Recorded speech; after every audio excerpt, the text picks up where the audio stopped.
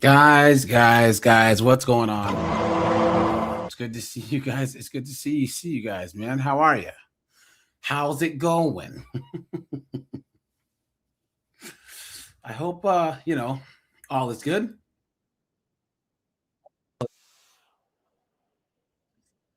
And yeah, guys, hold on 1 second. 1 second. I gotta do one thing here. Okay, here we go. Yeah, guys, here we are on a Friday. I hope all is going well. And guys, let me just do one thing here. Let's do an update here. Yeah, so guys, because we're going to talk about, since it's still the new year, we're about 9 years away from the new year, about what mistakes you guys can avoid, especially young guys can avoid in 2026 to have a good, fruitful, healthy life, right? And some of these might be obvious, some of them might not be, And guys, you can add your own mistakes to avoid in the chat. Yeah, it's Keyshawn. What's up, dude? Omni's here. What's up, man? Ray says you can avoid a lot of mistakes by minimizing your interactions with women. This is advice for both men and women, especially women, because you know what Al Bundy said. Facts, absolute facts, yes. Absolute facts. Thanks for that, my friend.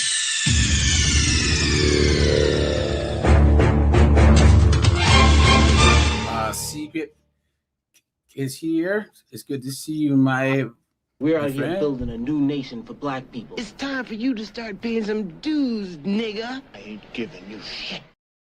Yeah, let me see. Who else is here? Snowboard's here. Yorgie's here. A Canadian Spider-Man. Whoa. Guys, Canadian Spider-Man's here. Memphis is here. Steve is here. Clayton's here. Lamar is here. What's up, guys? Guys, anyone in the Discord who wants to join? Guys, let's get an update on this Minnesota ice thing first, and then we'll get it. Yeah, speaking of AJ, I just put a link for you in the private chat. They got video footage from the officer's cell phone. Oh, really? Let me let's see here. This just popped up on the LoopTube.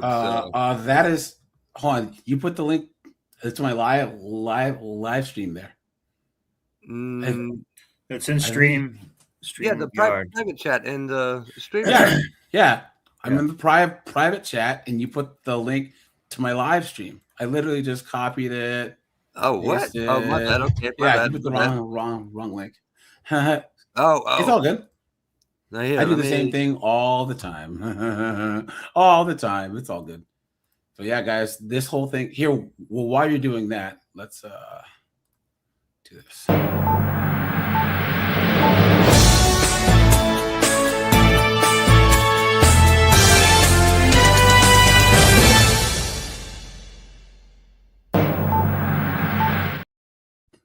Let's do this. All right, there you go. Now I got it. Sorry about that. No worries. Let's do this. Okay. Let's now turn to breaking news. She can get it. She's past the ball. You know what I'm saying? But hey, man, this is one of those martini chicks. You know what I'm saying? She's trying to be classy by drinking martinis, or but then she drinks like 7 of them and gets shit slots you drunk. You know what I'm saying? We see her on the back of a bike too. This is one of those put it in the pooper chicks. You get 7 or 8 martinis in her, A new video coming into us showing another angle of the incident between Ice and Renee Good that ended in her death. So let's bring in Scripps News investigative correspondent Patrick Terpstra live in the Minneapolis area. And Patrick, explain to us Ohio, Minnesota, Florida, what this video shows. Holly, this was video that the White House is reposting that was initially posted on the platform X. And this is, as you mentioned, another vantage point of the shooting of Renee Good from Wednesday here in the Twin Cities. We're going to show you the video, but first we want to let you know that there is profanity in the video. And again, it does show. Snowboard. Hey, buddy. Yep. That's profanity. I'm not. Yeah, but also, fuck yours, buddy. There's also going to be, I smell already a USAID type of hey, ho, ho, ICE is. I'm already starting to smell something like that just by seeing. Oh, guys, you know what the craziest part about this is? It's what Doug MBA said the other day. Why is it when when IRS agents kick in someone's door and drag them out? Or DEA agents kick in someone's door, right?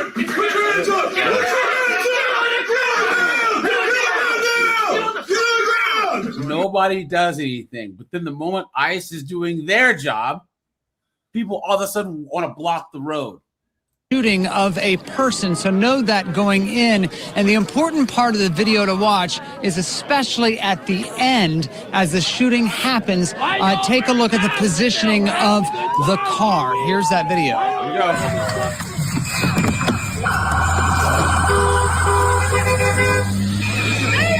Now this is his cell phone and not his body cam, right? Because they don't have body cams, correct? Yeah, that's right. That's right. Yeah, this guy was smart enough. He was like, man, I better record this shit. Yeah. He shot her with one hand? Say again? He shot her with one hand? I thought he had two hands. No, he had one hand. That's proof that dude is S tier when it comes to headshots. Boom, headshot. That's fine, dude. I'm not mad at you. Show your face. I'm not mad at you. That's okay. We don't change the plates every morning, just so you know. It'll be the same plate when you come talk to us later. That's fine. U.S. citizen, former fucking president. Okay, so wait, that was her wife right there. Yeah. That was her stupid wife. Lesbians. Lesbian. Lesbians. Lesbians. Lesbian. Lesbians. Lesbians. Lesbian. Lesbians. Lesbians. Lesbians. Lesbians. Oh, wow. I say go get yourself some lunch, big boy. Go ahead. Out of the car. Get out of the fucking car. Get out of the car. Whoa! Yeah. Look at that, guys. Look at that. Whoa. Look at that. Whoa.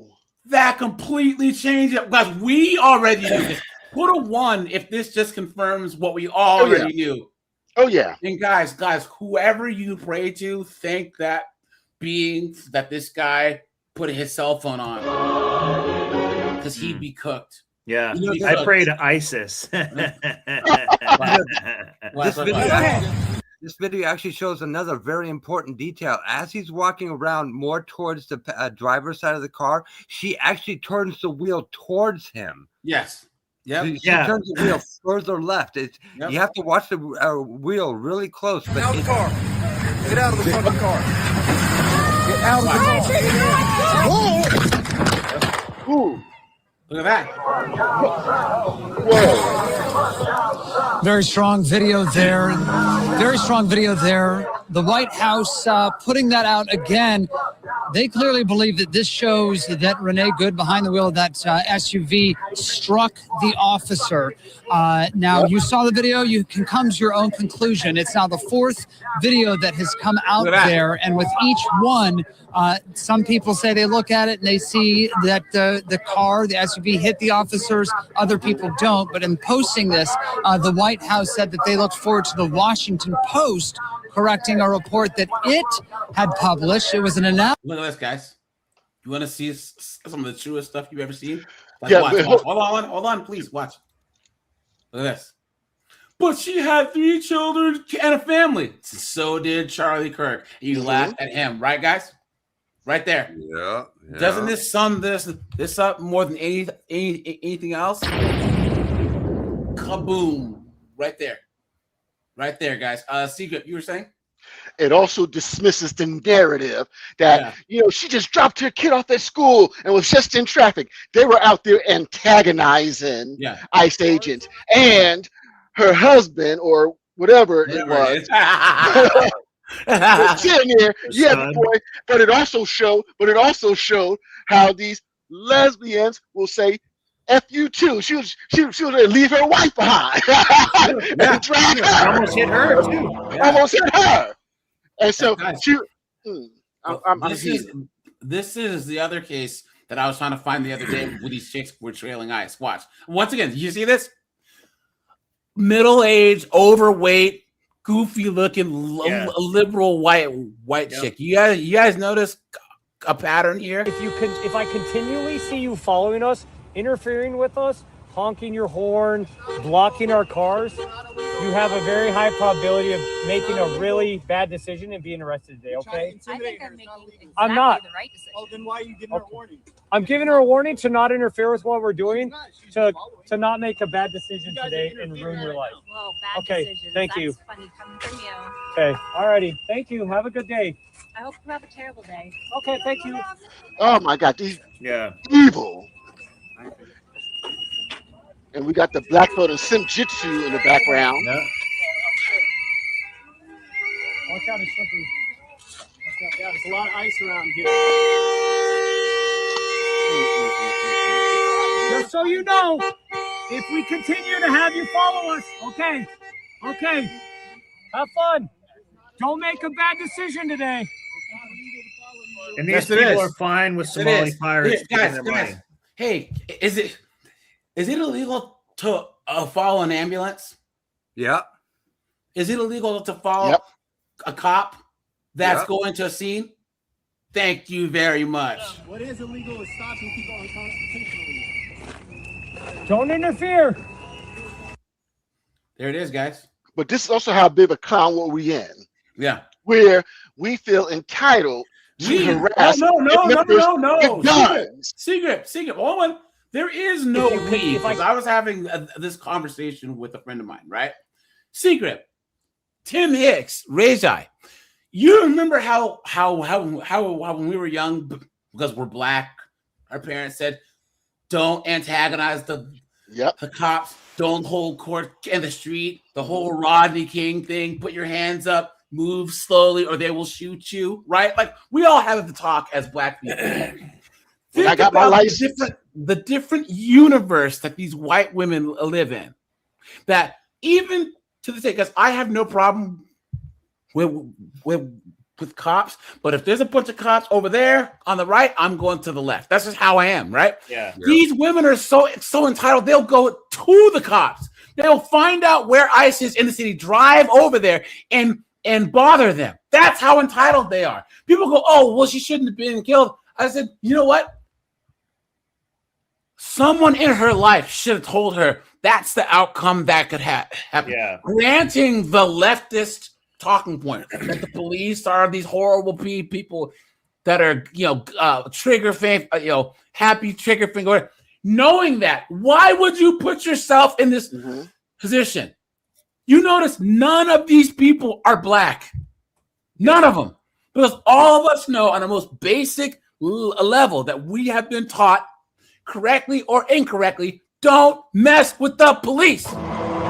Don't do it. Even the Keishas and all these knuckleheads that we see getting body slammed on 50 and 304, they're usually getting caught doing something. But when was the last time you saw Glocktavia or Nug driving to the police station or the ICE station and messing with them? You know what I'm saying? That's what these idiots are doing. This consequence of like you could end up not going home to your family is not even in their universe. They live on a completely different planet than us. Secret, you were saying? So I grew up for my East Coast men out here, I grew up during Frank Rizzo's reign in Philadelphia, where police could take you in the back of the paddy wagon. I remember being a teenager and cops dragged these dude in the back of the paddy and jacked them up. So I grew up that time, and I learned. And when I started driving, I was taught to You get pulled over, turn the car off, put your hands out the window. And so, yeah, you're right. It's a different world. Yeah. Yep. Yeah. This is probably a librarian of some sort. And also, you see a dude dressed in camo holding an AR-15, whatever these people have. Like, you think your gut feeling would be like, I'm just not going to screw around with these people. I'm just going to actually kind of like just get away with them. You know? Look, Nice. Let's go. Yeah. Let's go. He who shall not be named. The only person I can see who might think differently is maybe a particular redhead from Canada that might think it's okay. Where's Anonymous at? Look, this idiot still saying that it's wrong, that it was not justified. Even after this, what are you talking about? Look at this. What are you talking about? Yeah, someone says she literally drove right at him. Look, she's driving right at him. New angle, game over, facts. Look at this. He's getting cooked. Someone says it's weird how she's looking right at the ICE agent as she's driving away. Did it just take the L? Facts. Look at that, guys. There's no way around this. Yeah. Not only if she maybe like got away without that happening, she's still a threat to the greater community because she's going to drive like a maniac thinking she's going to get away at the school library or something. Look at that, guys. People honestly believe. Someone says, "I'm not a lawyer, but if you call someone an F and B after you shoot them 3 times, she tried to hit him with the car." Yeah. She tried to hit him with the car. Oh, guys! Oh, look! Here we go. Watch! This is the woke. This is wokeism at its finest. Watch! So I mean, I'm just walking around, kind of just dayside, because I was like, I don't know if it's the right thing to do. It feels kind of wrong being here in some way. I don't know why. Why do you think? Yeah. I don't know. I don't know. Like where that stems from. Like I mean, part of it is being like a white woman. That I'm privileged and I have a lot of privilege. What does that do with anything here? Always something that's helpful or necessary when Black and brown people have been experiencing this for a long time. This isn't new for them, and so I don't know if that makes any sense in that way. How did you decide that you should be here? Or are you still figuring? And guys, this is why I pull the race card on liberals. Guys, I'm telling you, I've told a couple of people this. I pulled the whole. The only reason why this is such a big story is just it's a liberal middle class white woman, and they're like, what? Yeah, I need to check my privilege. Well, I work like 2 miles from here, so driving by, I don't, it's like I'm here. I'm 2 miles. I can stop. That's leftist logic right there. Yeah. Someone says the left is starting to realize that body cams are not their friends. That's true. So one other aspect of this is going to set the precedent. Like I'm going to make kind of a prediction because first off, they don't riot in wintertime. They wait till the summertime to do any type of rioting stuff. Yeah. And there's going to be a very similar scenario to this.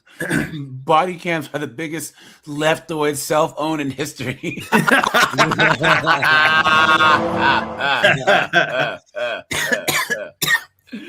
Guys, this is true.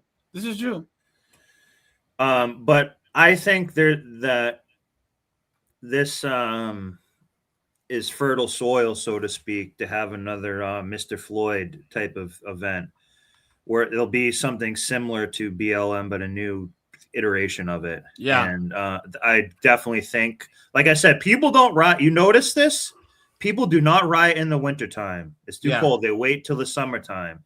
So right now, there's going to be someone kind of hiring these paid protesters saying snowboard. Here's the thing, though. Just a theory that it's possible. No, you are correct. But guys, put a 1 if you agree. This is not going to change anything with ICE. No, guys, no. They don't back down unless they're told to by the president. Yeah, straight up. You really think Orange Man and JD Vance give a damn if these protesters are testing? By the end of this year or the year after, they want to have numbers saying we have deported X amount of people, and they're not going to let some goofy lesbian who got blasted mess with those metrics. They're just not. This is about numbers on a piece of paper. That's just how it works. You can't guys.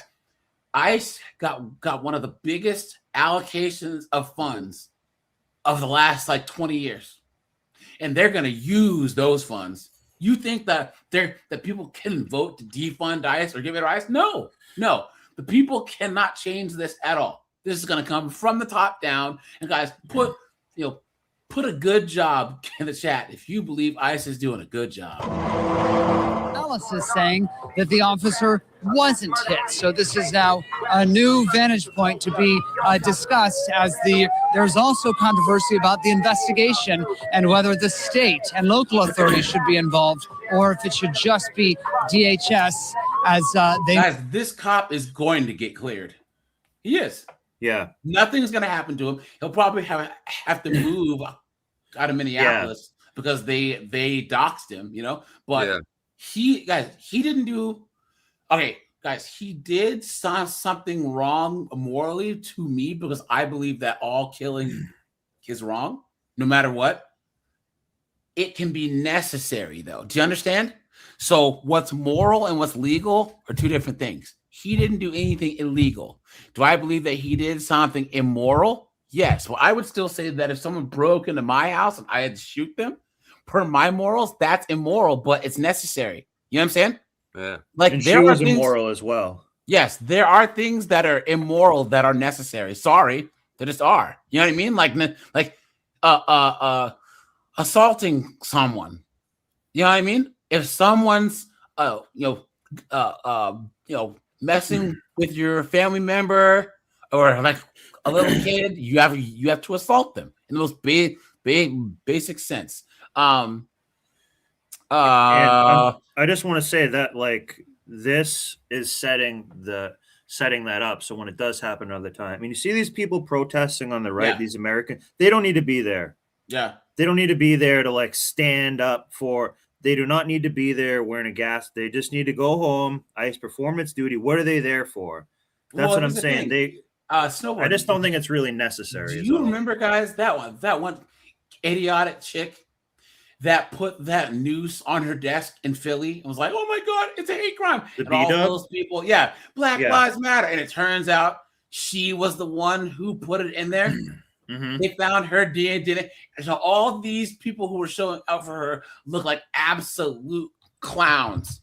That didn't age well, did it, you morons? Some people are really fucking stupid. Clown world. Move forward, Holly. Patrick, let me ask you about the situation. Can I just complete that point? Because there's nothing really to count. They're only there because there might be counter protesters there, so we need to be there. No. Well, this is where this conservative group of people, we'll just call them, they need to take the high ground. Just stay the hell out of there. Stay at home. Yeah. Let these other idiots, because that's what I'm saying. That's how you get. This is where you get one of these paid agitators who comes in, who will get bailed out, and they start raising hell, and they agitate some type of riot, or they foment hatred between the people. Those people don't really need to be there. They can celebrate online. Other circumstances they can be there, but them being there is not, in my opinion, not really a great look. What are you really protesting and standing up for? You should be at work.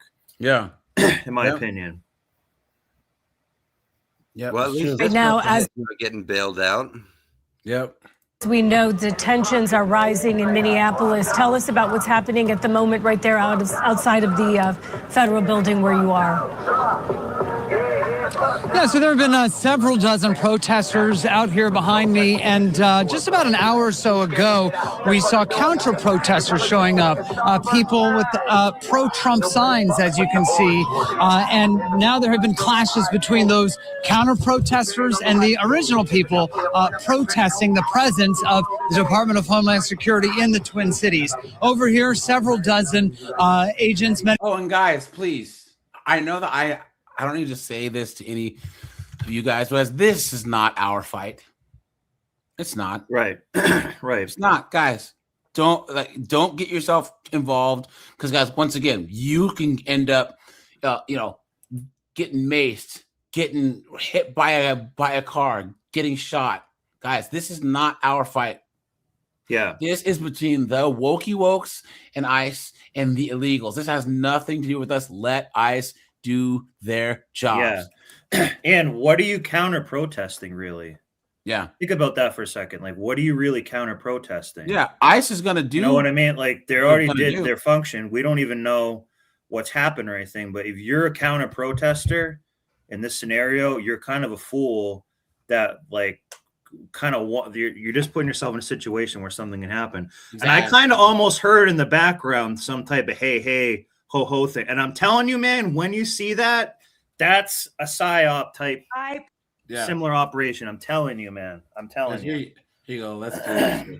And then we'll start on the topic here, okay? Probably like a lot of people in the administration feel that this mother was led astray by dangerous rhetoric that resulted in her tragic death. Yeah, guys, someone had said that these lefties, these wokey-wokes, I call it social media superhero syndrome, right? Where they want to put themselves online, putting themselves in these stupid situations, thinking that somehow they get validation, that they're making a difference. And they're not. Yeah. Social media superhero syndrome. That's all it is. Right. This whoever this broad was just on, how she was like, oh, she's a mother.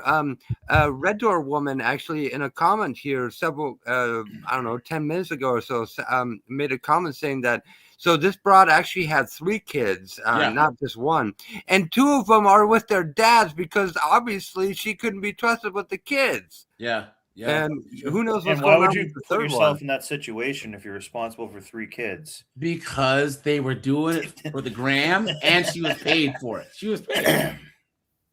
And guys, this narrative that she was just driving through Minneapolis, and then ICE just jumped out the bushes at her is absolute crap.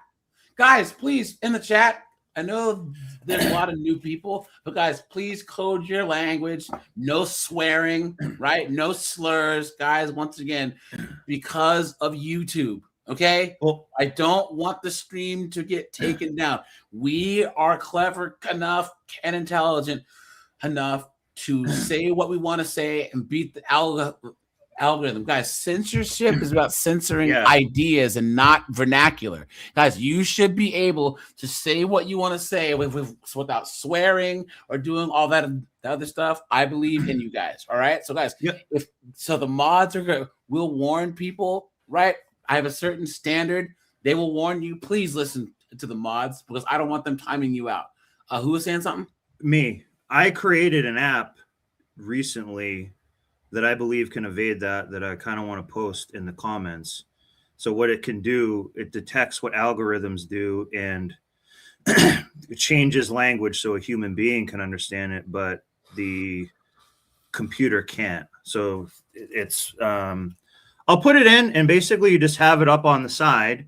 You would type what you want and you can change the level of the coding disruption. So it measures what YouTube, Instagram, and all that will do using various symbols, letters, numbers, and whatnot.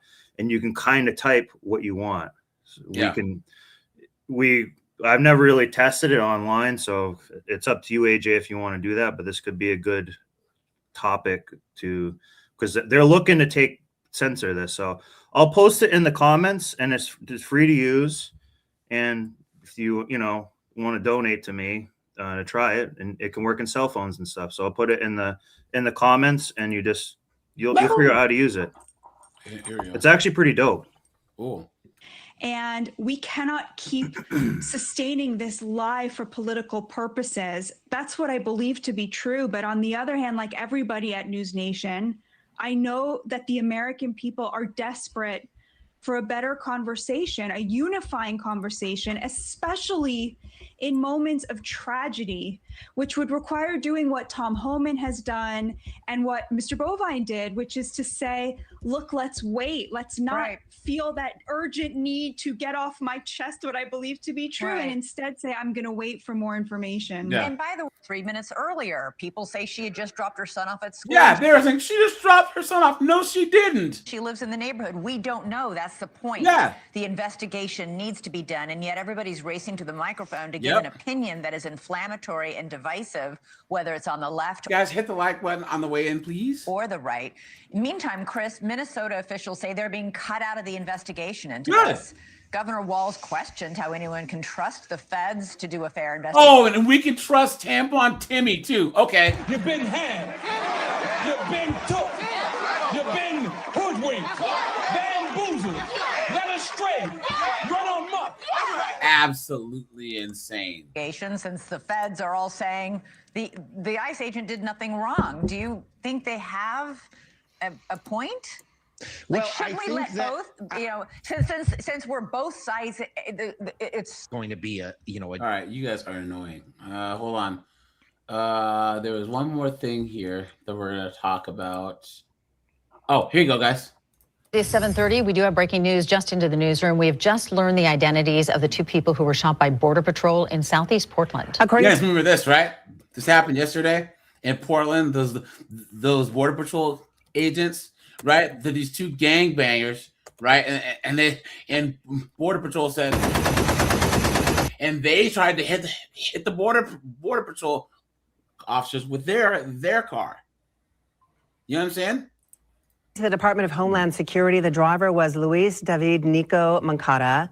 The woman with him was Yorlenis Betsabeth Zambrano Contreras. Look at the eyebrows. Well, well, well, well, well, well, well. She looks like Bianca. I think that she has a like a teardrop tattoo by her eye as well. Yeah. Yep. Mackenzie Richmond joins us now with more on this shooting. Mackenzie. Well, I'm live right now. You can get it, man. You know what I'm saying? How you doing? Yeah, definitely. The redhead here, She's like all these babes. You get their pilot lit, they can suck start a leaf blower. Let's just hope that the carpet matches the drapes. Oh, have a little bit of a fire bush down there. At the scene of the shooting where it took place here at 2:15 yesterday afternoon or around then. Now here in parking lot is exactly where it happened. We're at OHSU's Adventist Health Hospital campus right now. And more than 12 hours later, you can still see that this is where the shooting happened. And there's an active scene here with 6 security guards on standby. You can see one of them there in front of the medical office's front door. Now, it was here at the scene yesterday that the Department of Homeland Security says Border Patrol agents were conducting a targeted vehicle stop of Luis David Nico Moncada, who they say is an illegal immigrant from Venezuela and is a suspected member of the Tren de Aragua gang. Now, DHS says when agents identified themselves, Moncada then, quote, weaponized his car and allegedly attempted to run over law enforcement officers. That's when an agent fired shots. Moncada then took off from the scene with a passenger in his car. She's been identified as Yorlenis Betsabeth Zambrano Contreras, now also an illegal immigrant from Venezuela, and an alleged member of the Tren de Aragua gang. Portland police confirmed both of them were shot and were found several miles away outside an apartment complex with apparent gunshot wounds. They were both then taken to the hospital, and we don't know the extent of their injuries. But once this news broke, neighbors in the area gathered at the scene of the shooting, saying after months of protests and now a shooting, they want federal agents out of the area. We've had the protests downtown, but I don't know that You know, you would think that it would come up to a building like this here in our neighborhood. That was Catherine Church. She was heading to a doctor's appointment here when she drove up to see dozens of officers blocking off the parking lot. She said it was startling to see, and she actually had to be escorted into her appointment. You see how these old white chicks just can't imagine that there's violent, crazy gangbangers, right? Oh, I can't believe that the cops had to shoot these brown people. Oh my God, please. Now, at this point, there are still so many questions that are left unanswered. There is an active investigation underway by the FBI and also by the state of Oregon. Of course, once we learn more, we'll bring you those updates both on air and on our Fox 12 app. But for now, reporting live, I'm Mackenzie Richmond for Good Day Oregon. All right, Mackenzie, thank you. Investigators say. All right, guys, let's get into the topic here. Hold on. Oops. What in the world? Hold on, guys. Give me a sec. I lost my okay. Someone's clicking a mouse or something. If you could just mute real fast. I hear like a clicking noise. Guys, let me do this. All right, so guys, it's still early on in the year, right? And guys, all of us are in our mid to late 30s, mid to late 40s. Someone here is in his 50s. Shots fired! Shots fired! Like, you darn kids! Getting the big 5-0. But guys, here's the thing: is this like I think that guys? So put a 1 if you agree. What makes our space superior to anything that women are involved in large amounts in the West is that we always try and help each other. Now, guys, in the East, like in Asia, Southeast Asia, Africa, women still have that kind of communal kind of village type thing where you see women helping out each other, kind of like how things were like in the 50s. You go to Vietnam, you go to Thailand, Brazil. Women aren't as catty and crazy as they are here, right? Yep. But men in general, we always try and help each other, because we do not want you younger guys that are 17 to 33 to make the same mistakes as us. Guys, I always say that this is the most accepting place on social media. All of us here have simped, have made every single mistake in the book. But guys, once you take the red pill, you are welcome here. We don't judge you of what you've done in the past, right? We say, look, just make sure that your future is better. Every time that I talk to Colin, Secret, Matt, Snowboard, Keyshawn, I want to know that you guys are doing better than the last time that I talked to you. It's almost like this is like if you wanted to talk about Alcoholics Anonymous, this is like Simps Anonymous. It's like recovery for people who have been exploited by women. When he says we only judge Snowboard. we do judge and harass Snowboard every chance. That's what they did to Jesus. Now, guys, let's do this here. This window here. All right. And now, guys, there's a couple of things to avoid in 2026, right? Now, guys, now, not all of us have done these, and some of these, we hold these truths to be self-evident, obviously, because there are young guys out there, and guys, put a 1 if you agree. These young guys are lost. They're lost, guys. They've been raised by single moms with no male teachers, no recess. They didn't play sports, so they didn't have a coach or whatever. They didn't have a sensei or someone that could teach them like anything about masculinity, So they're completely lost. But then oftentimes, guys, we do know that there are some negative influences in our space, right?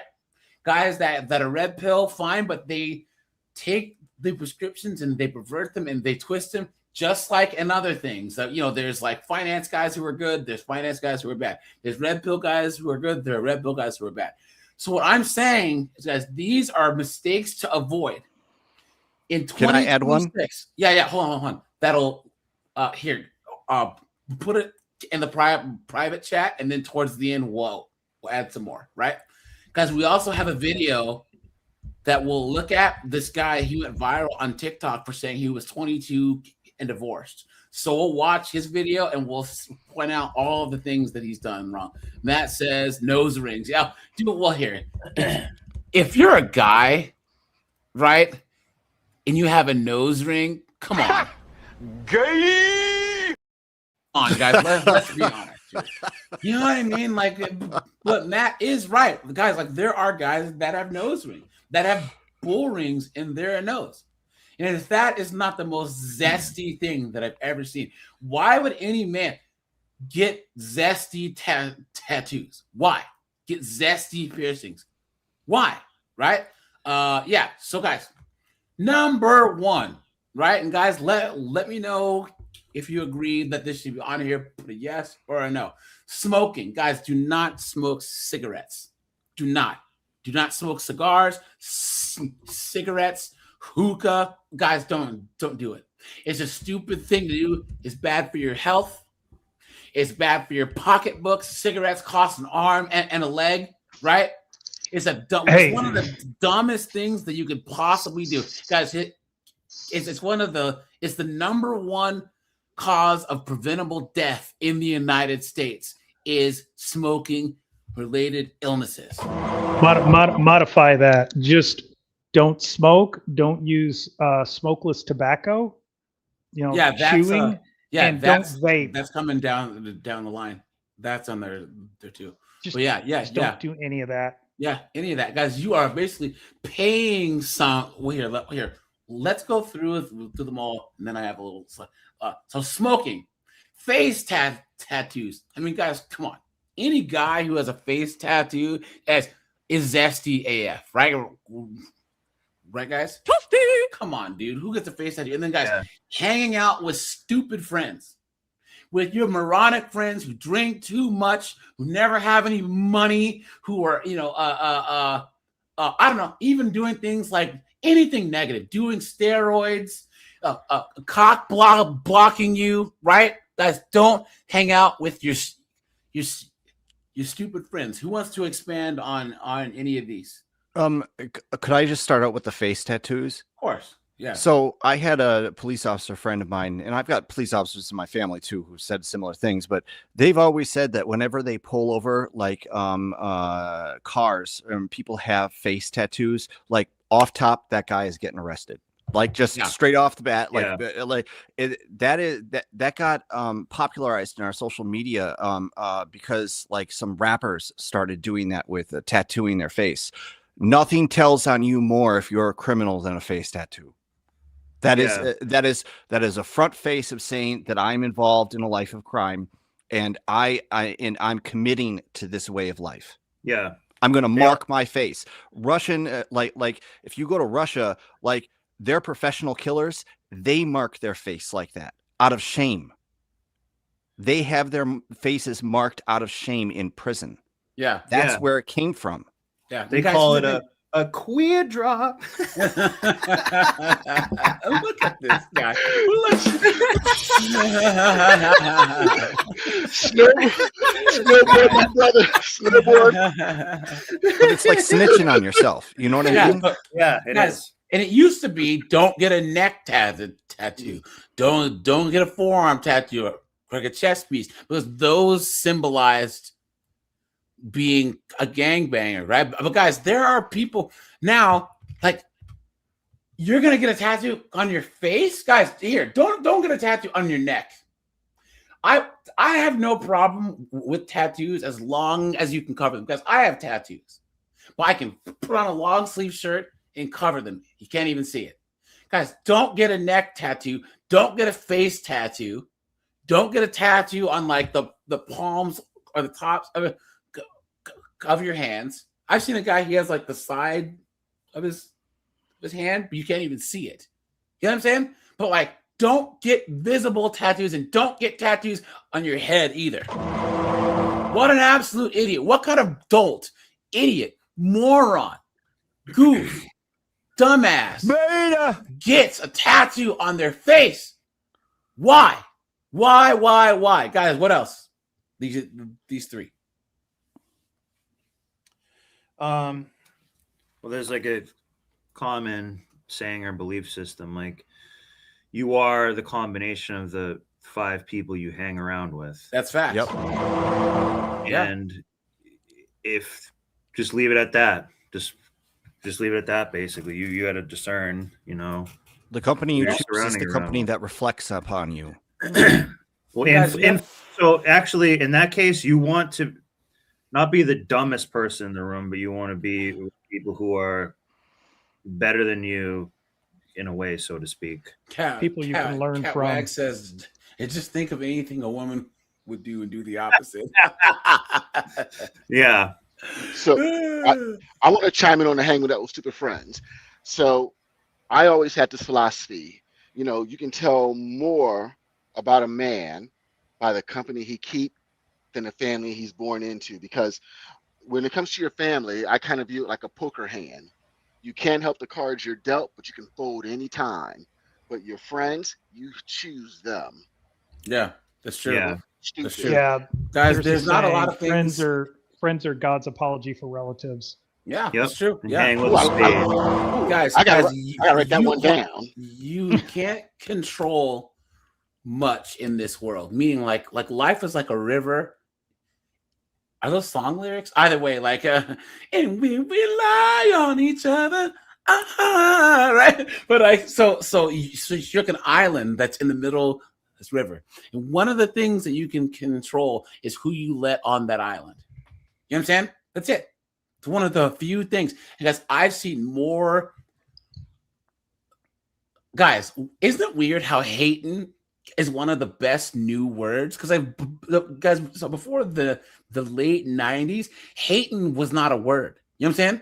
But it's like it so encapsulates what it means. You know what I'm saying? Like, how did we not use hating as a word? We would call it dirty macking. We would call it other things. But hating, guys, you will be shocked at how many of your so-called friends will be hating on you. Snowboard says, hey, my business is booming. Check out this brand new Ram 2500 diesel I bought. And of course, his friend's is gonna say something nice to his face, but then it's gotta be, man, fuck that, there's no way he ain't shit. You know what I'm saying?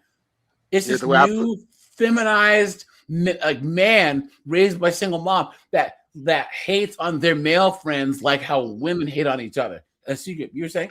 Yeah, the way I summarize it, they smile in your face while plotting your demise behind your back. Exactly.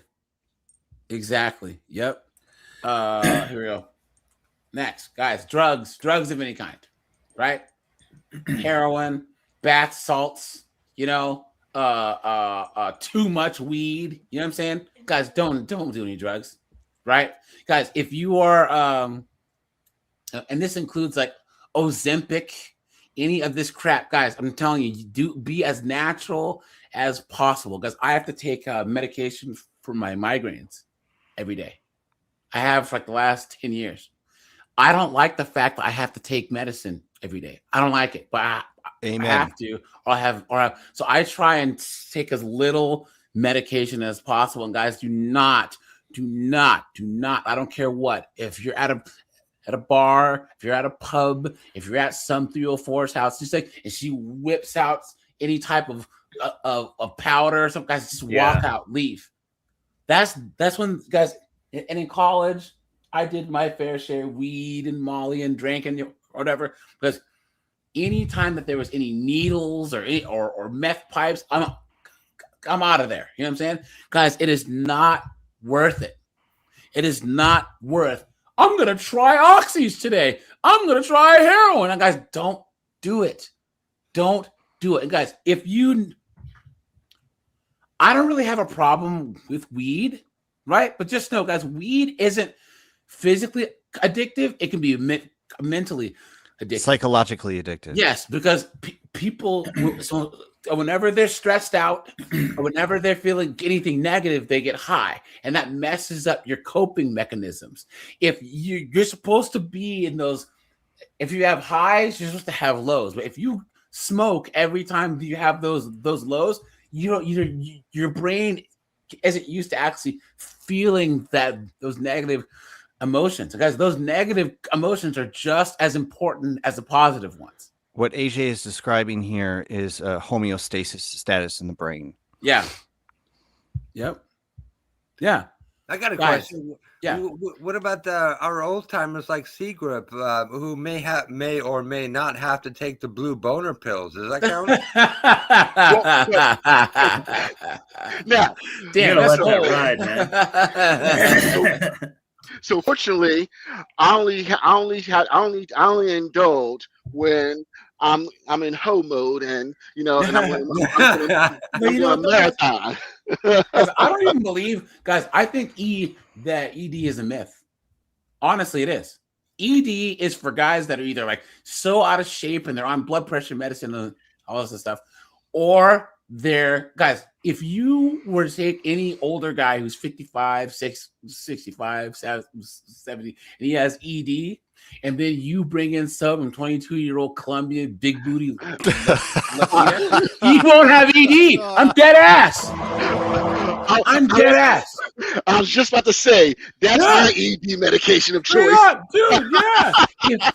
if you've been next to the same lesbian haircut, 300-pound chain smoking wife of yours since you were 18 and you're 60, you'd have ED too.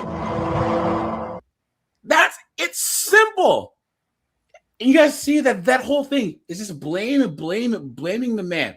Put a 1 in if you guys agree that back in the day, and even in most of the everywhere outside the West, women know that it's their job to keep their husbands sexually interested in them, because even religiously, it's sex is part of their role.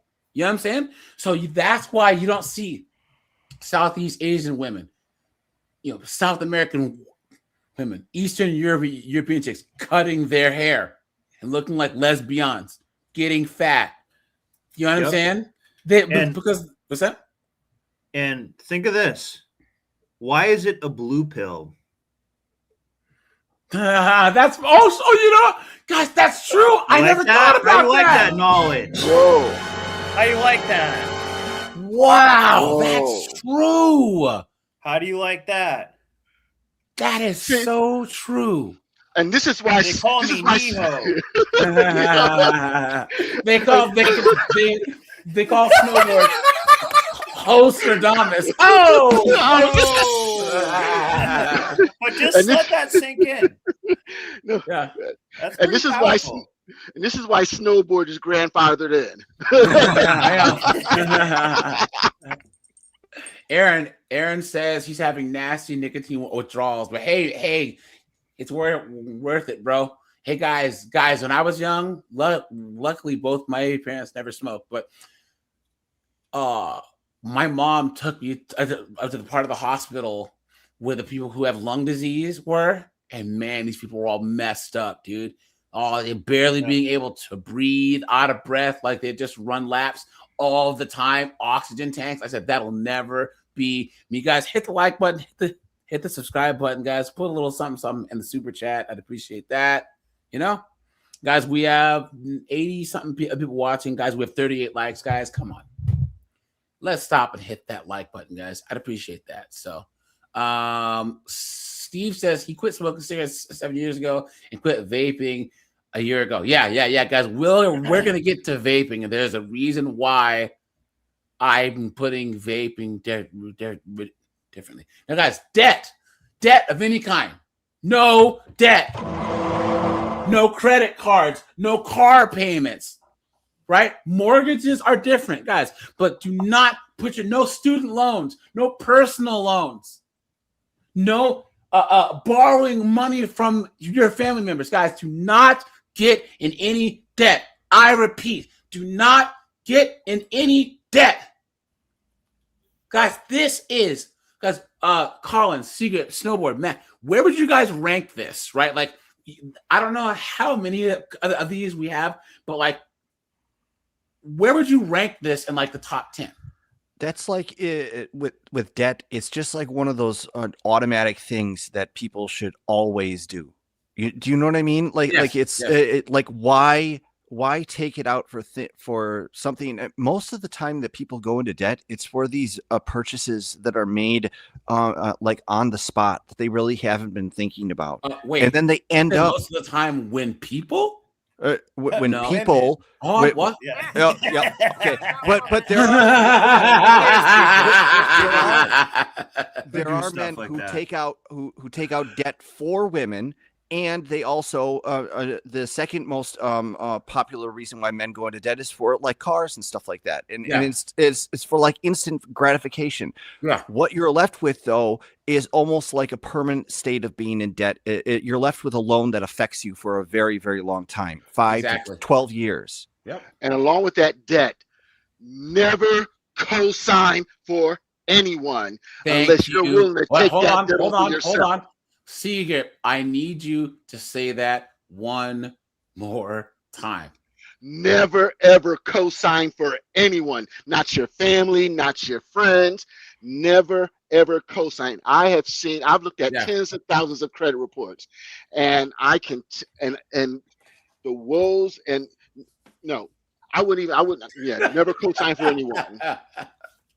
Yeah, guys, especially don't co-sign with the chick you're dating. Not on a lease, not on a credit card, not on a car. Don't do it, guys. Don't do it. Yep. Absolute foolishness, man.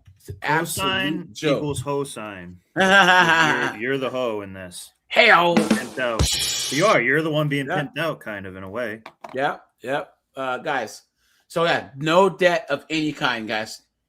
If you can keep yourself debt-free, guys, you're better off saving to pay cash for things. Or, guys, once again, what are some of the types of cars that I recommend? If your car breaks down tomorrow, it costs, and you just can't fix it, guys. Everyone, Collins, Seagrip, Snowboard, Nat, name the usual cars that we say to buy cash. Crown Vics, Crown Vic family. Colin. Yeah, late 90s, early 2000s Honda Accords or Toyota Camrys. Yep. If you can get yourself one of those Buicks that has that old 3800 V6. Yep. Yeah. Nissan Altima. Get out of here.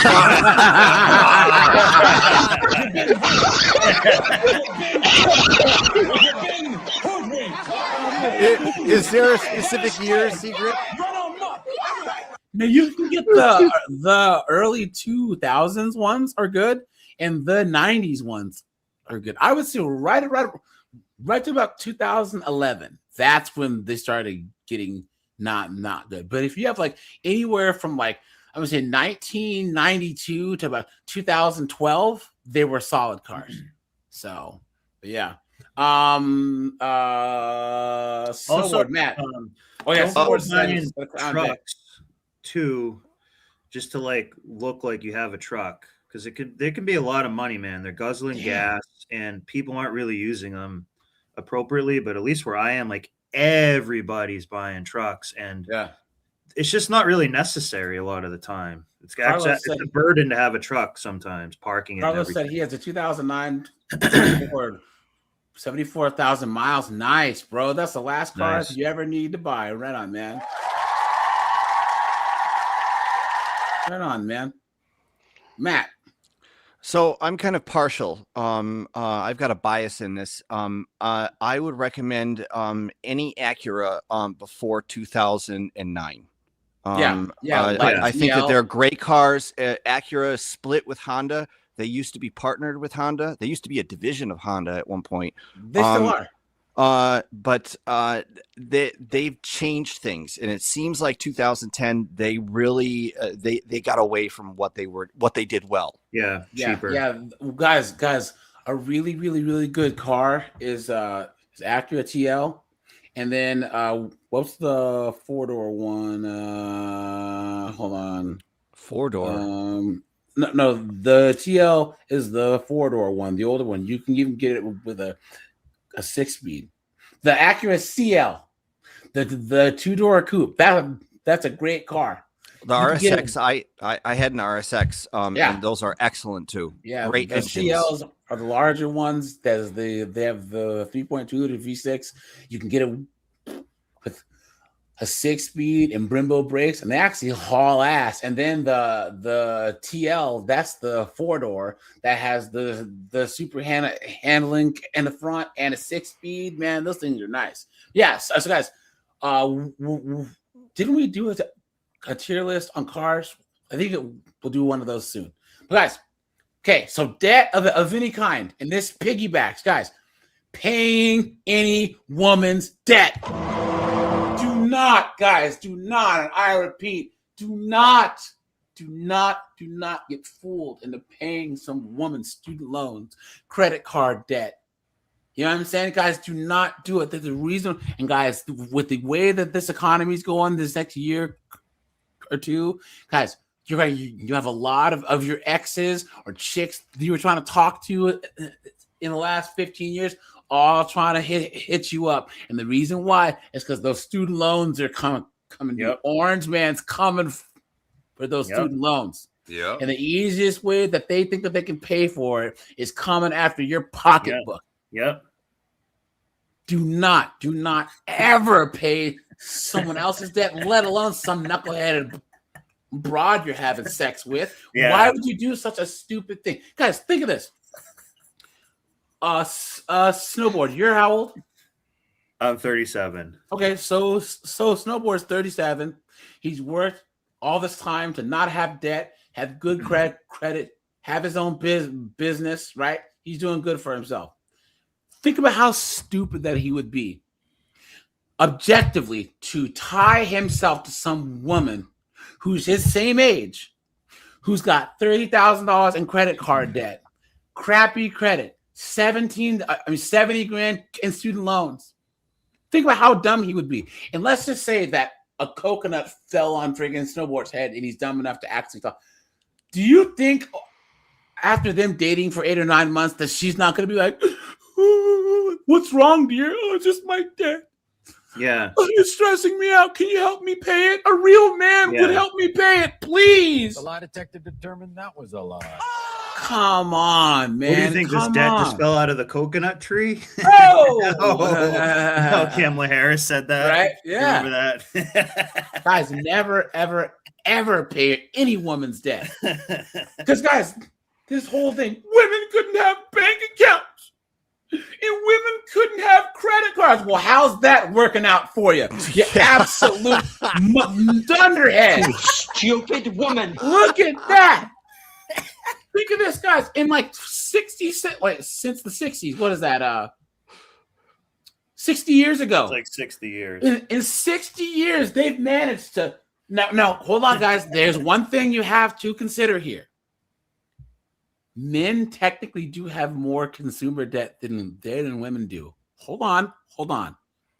They don't. They count business accounts the same as a personal credit card.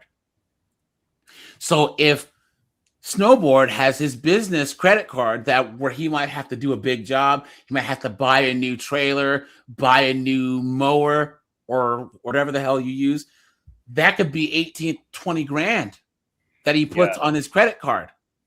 If you have a bigger business, you could, if you're doing like a huge job, you could put $90,000 on your credit card until you get payment from your My friend yesterday customer. is out like $250K because he's waiting to get paid from several customers, and it's just part of his account receivables. Times.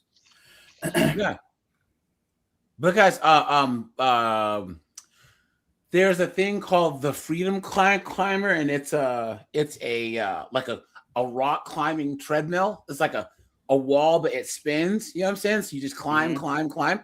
Those people, I used to know those people, and they would make them by hand until their business blew up. But they were making them for like different SWAT teams, different army divisions, so that they can train and get in shape. But they would go into Lowe's and buy like $25,000-$30,000 worth of materials. They would put it on their business card, and then once they got paid, they would pay for it. They would pay it off. So yes, it does seem like men have more credit But it's card often debt. tools and Thank you. more of an Yes. investment. Yes. It's not just getting Yes. your done and vacation. Guys, never ever pay their debt. Now, guys, this is a big one too. No single moms. No single moms. Guys, this is probably the most prescriptive that I've ever been. But guys, no. You didn't have second thoughts. Now you're a single mom. One of the worst things that you can do is be with a single mom. Guys, between her might having some crazy ex who sees you at the house and then he kicked in the door or you'll have to go after him. Her putting some false SA stuff on you and trying to say that you diddled the kids because you pissed her off, right? You have it just doesn't make any sense. The risk is too high. Why would you play another man's saved game? Why would you pay brand new prices for a friggin' 2004 Camry with 800,000 miles and 3 accidents on the Carfax? Why? And guys, back in the day, you at least got social capital. Oh, you know what? That Matthew guy, he took on, Mrs. What's and such and her 2 kids. He's all right. He's a swell guy. Now everyone sees you as a simp, as a mark. And guys, this is another thing. Because my dad, when he met my mom, she was a single mom. But she told my older sister, look, this is your father now, and you will respect him. Now you got these single moms saying, hey, look, you can't discipline my kids. These are my kids. Even though you feed them and clothe them and have them under your roof, you have no power. You are a toothless lion in your own house. Well, it's Why like would you put it's up with like that? these single mothers set these men up that they get involved with to fail in Yes. all of those relationships. Yep, that's true. It's true. Absolutely true. And guys, people still in these trad cons, a man of God would take on this knuckleheaded broad and her bastard church. Come on, bro. Come on. It's absolutely dumb. You guys cannot. Guys, you will never be their father, ever. You guys know how I know? Because my sister told my dad, my dad's the only father that my sister's ever known. You're not my father! And it crushed him. It crushed him. It's horrible. He's done nothing but do right by her. Guys, you will never be their father, ever. And these people, well, father's not just about biology, it's about what you do and how you act. No, it's not. Children will always yearn for their biological father. Absolutely, 100%. Now, guys, if a child's adopted, that's a little bit different. There goes the neighborhood walk is here. What's up, dude? I seen the pimp hand in the sky. Speaking of fathers not being around, well. What's up? How you been, man? It's good to see you. Chilling, man. Chilling, working. That's about it. Yeah. So, guys, no single moms. Guys, anyone else chiming in about single moms here? On Bonghole. So what's up, dude? Mystic Marks. What's up, man? Who else is here? Memphis. What's up, dude? Radix. How you doing? Squid. Hey, what's up, man? How you been? Milbard. How you doing? Matt Williams. What's going on? Good to see you guys. Red Door. How you doing, my friend? Brian Tucker. How you doing? Christopher Jordan. How you doing, guys? We have the whole Breakfast Club in here today. I'll say this about things men need to stop doing in 2026. Stop dating all these chicks with tattoos. Yeah. Number one, Yeah. if you want a traditional woman, you're not going to get one with a chick covered with any tattoos. Yeah. Here, walk. Tattoos are they're just a precursor to prove that all she does is make bad decisions. Type that in the private chat. We'll go over you guys' suggestions. We'll go. Yes, bring them up, but We'll go over them again towards the end. Yeah. That's a good one, man. But guys, no single moms. Guys, yes, some of us might have dabbled in single momdom, yes, because they're easy. Put a 1 if you guys agree. Single moms are easy to smash. That's how it works. There's a reason why guys date single moms, because they're easy. Fish in a barrel. Target practice. Yeah, she's a target practice. Nothing good can come from being around single moms, guys. And one of the best ways that we could fix this single mom problem is to make them into pariahs. Tom Likas put it the best. They should be like lepers, guys. I'm serious. Don't look at them. Don't talk to them. Guys, don't give them anything at all. Who was saying something? No, I was gonna chime on and say, and some of us, in our early days, even tried to save them. Yeah, we did. I'm not gonna lie, I did several. Because it's so normalized for us, particularly in the Black community. Yeah. But I'll say this: I am proud that more and more men have taken a red pill and they're saying no. Because I remember when I first started saying the things that everyone's saying now, that's pretty common to be said now. I was ostracized. My life was threatened. It was bad. Yeah. It was. How dare you? But yeah, guys, you cannot.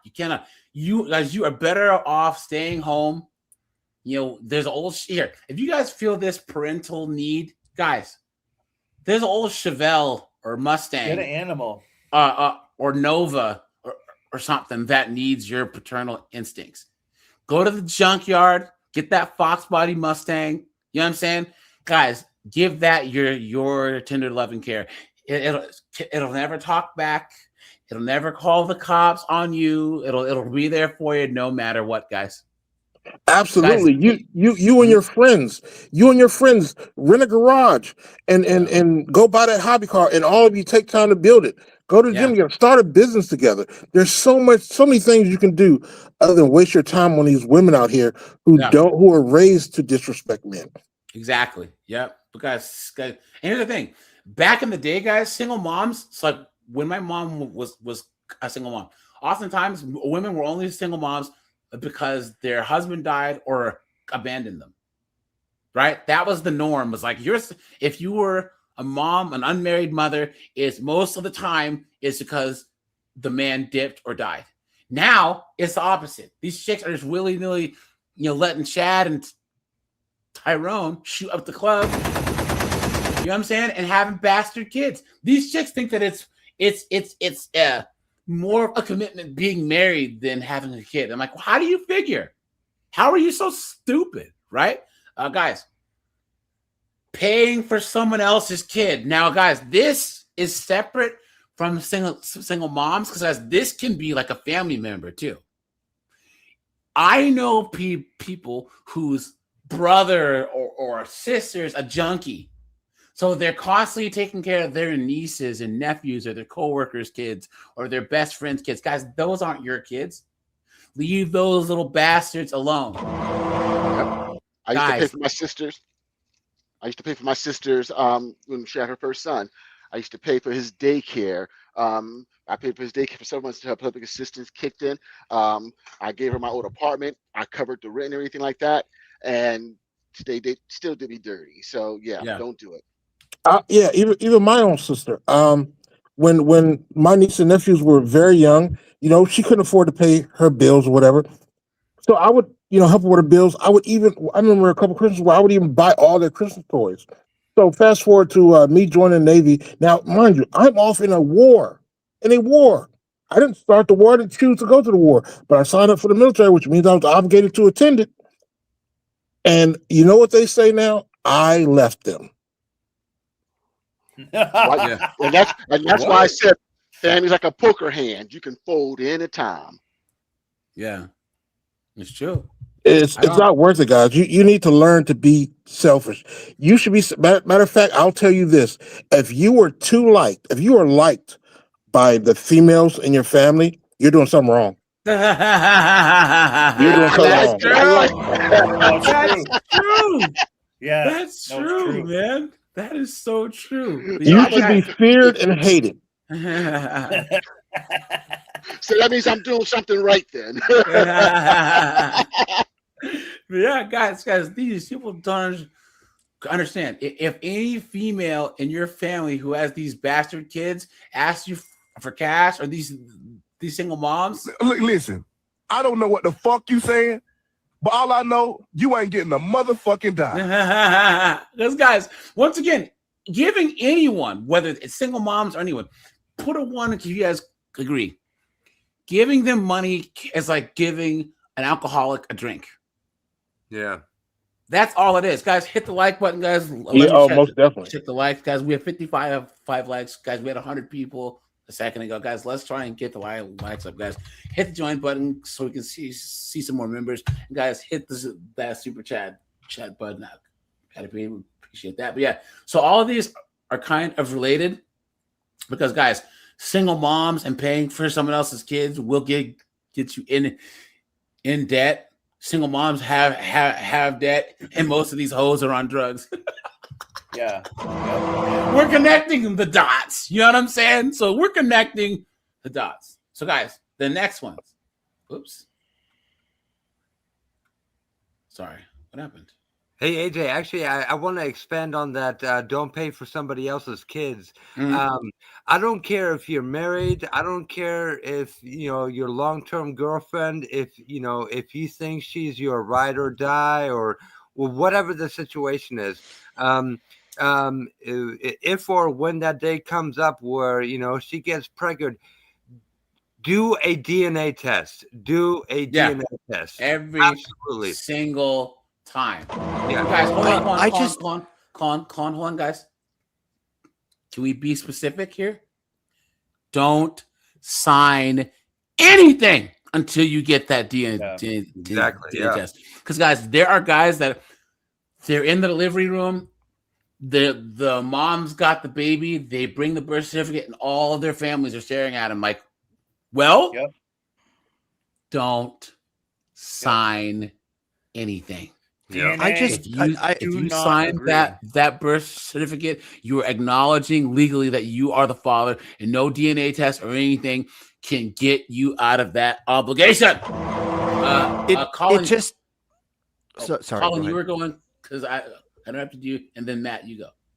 Oh no, I was just gonna say, we've all heard the stories of, guys who work at these, DNA testing clinics, and the percentage rate of no match results is like well over 30%. Dude, it's so bad that in France, the French government actually outlawed DNA testing other than for scientific research or for medical, emergent or necessities. Because the French government knows damn well that so many of these women, they're getting dicked down by when your leader's trans, you kind of do that too. Talking about horse people, they're everywhere.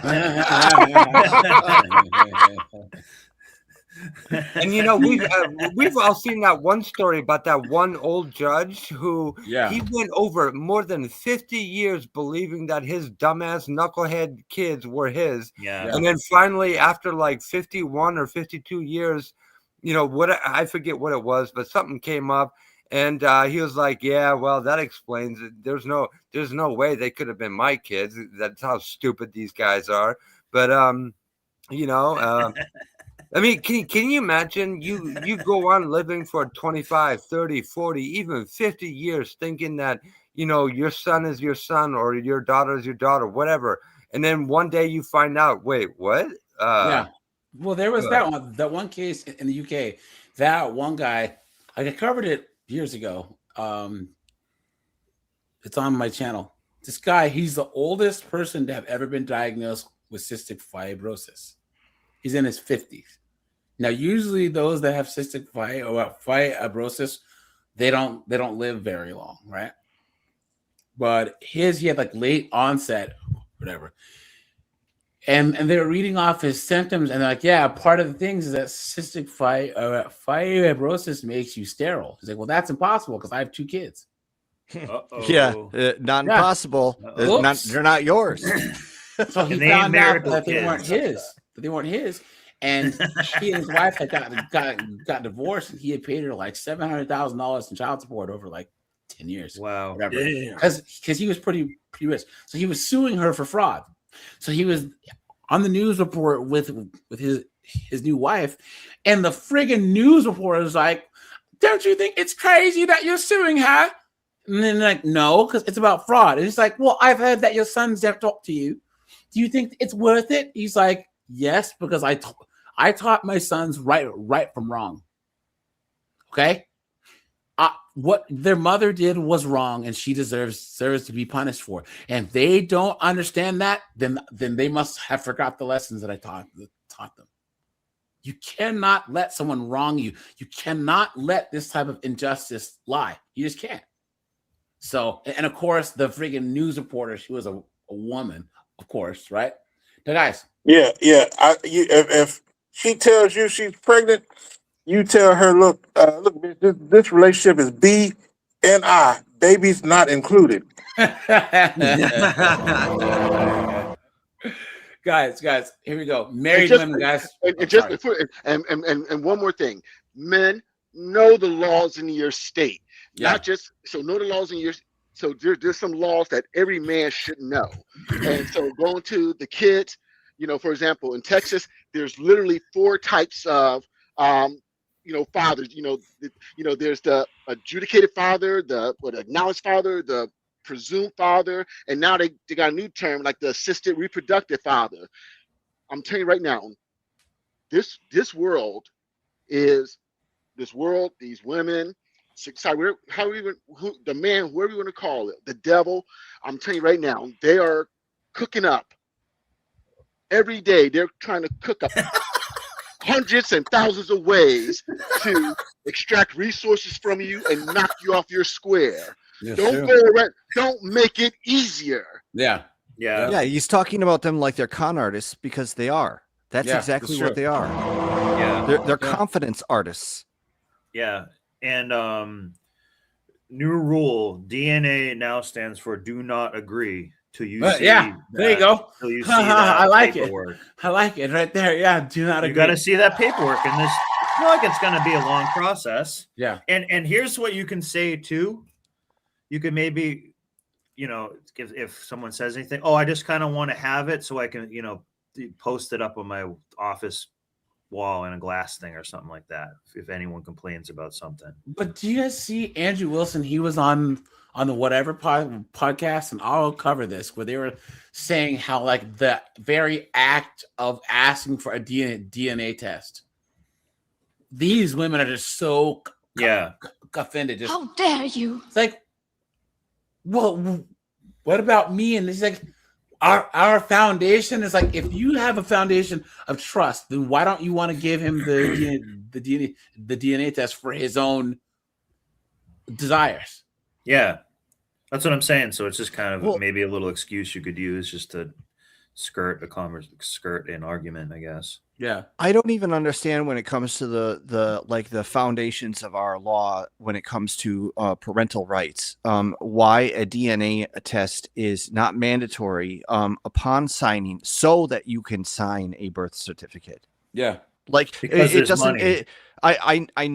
I know that there's a bad motive out there, for incentive. I get that, snowboarder. What I'm saying is, objectively looking at the situation, if you're going to sign your name on a contract, which is pretty much kind of exactly what a birth certificate is, there should be some unbiased evidence that supports that claim. Yep. Because many other contracts require such things, especially when you're talking about like providing for another human being for 18 years. Yeah. Well, who's running? And hold on. And the fact that they say that there's no debtor's prison. Oh, yes, there is. If you don't pay your child support, you don't pay your taxes, absolutely, you will go to jail. Yeah. Yes. Someone says, are you going to do the Oprah show on men marry single women? I don't know if that is vintage. Drop that in the Discord, man, so I can see what that is. Who is saying something? Me, yeah, I was gonna say, yeah, you hit the nail on the head, AJ. The reason why they won't make it mandatory that you get the DNA test before you sign the birth certificate is because the government needs wage slaves. Sure. Yeah. The vast majority of men can go their whole lives without having children, without any desire for family, and they're very minimalist. So yeah, it's kind of hard to generate any revenue off of them because, I mean, hell, most of us have underwear that are like 10 years old. Sure. You know, meanwhile, women got to buy new Victoria's Secrets every 2 or 3 months. You know, yeah. So if they can trick you into signing that birth certificate without getting a DNA test, too late. You already own that bill. So now for the next 21 years, that's your bill. Yeah. Well, here's it's another. Or else. It's or else. Yeah. You will pay or else. It's ridiculous. What you were saying? But here's another part of that little situation is like who's running the baby delivery department? Women.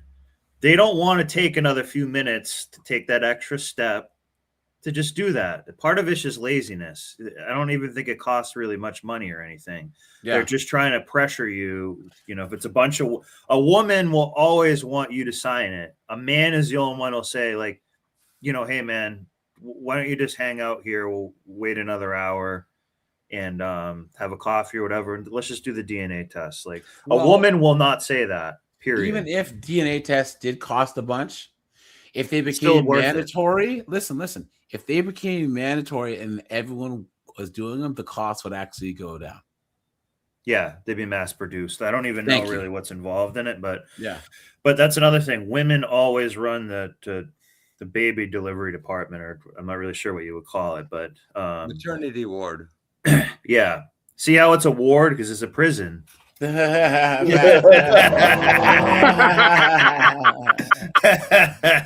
dude, Snowboard's on fire today. Come on, man. Guys. So here's an important one. Guys, don't be one of these idiots that does side gigs and think you have a real job. Guys, DoorDash is not a real job. It's not. It's not, guys. Oh, well, I drive Uber. No, it's not. Get a real job and use DoorDash as your secondary job. No, you're not in a band. No, you're not a DJ. You're not, guys. If you do that secondary. But don't do side gigs and try and say that that's your actual job. You're never going to save, invest. You're just not going to. There, guys, put a 1 if you know that one guy who's like 55. My band. Dude, you're not. No, if you would have made it already. What are you talking? I'm a DJ, bro. No, you're not. You're 55, bro. You're not. It's not happening. Most guys who do side gigs, these are the guys who do, they work 10, 15 hours a week. Not, oh, yeah, one day. No, it's not happening. Guys, even doing YouTube, guys, I don't even think that anyone should ever do, unless you're making like Mr. Beast money, or you're making I would never have YouTube be my main source of income. It's more of like a side gig type thing. You know what I'm saying? So guys, never, ever, ever, ever, ever. Oh, well, okay, Colin, you worked on cars, right?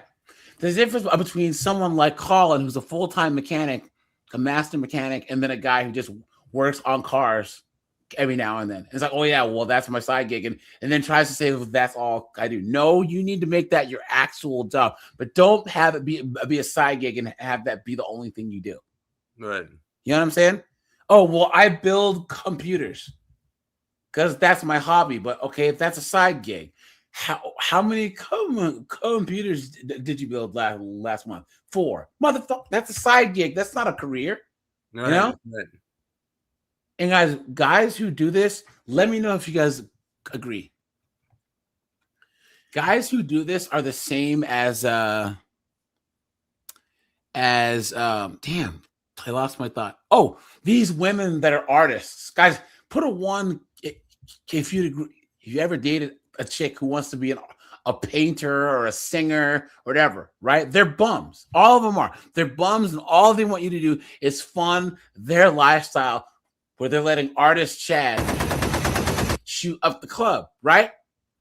And they're eating your food, sleeping under your roof, guys. You're a bum. That's all they are. And these side gig dudes are the exact same. They're the exact same, guys. Yeah, they consume a lot of drugs too. Yeah, those artists. I understand, guys. You have a passion. All of us have passions, right? Because oftentimes passions don't pay the bills. And the sooner you accept that, the better off you will be. Walk, you were saying? Yeah, the new thing for these women also is becoming makeup artists. Because they're all convinced that if they say they're makeup artists, that somebody in Hollywood is going to see that they did one of their friends' makeup really, really well, and they're going to get these $200,000 a year jobs working on movie sets. Yep. They're just delusional. Yeah, the only thing in Hollywood that they'll get is a facial. Oh, and a complimentary pearl necklace. Oh, over there.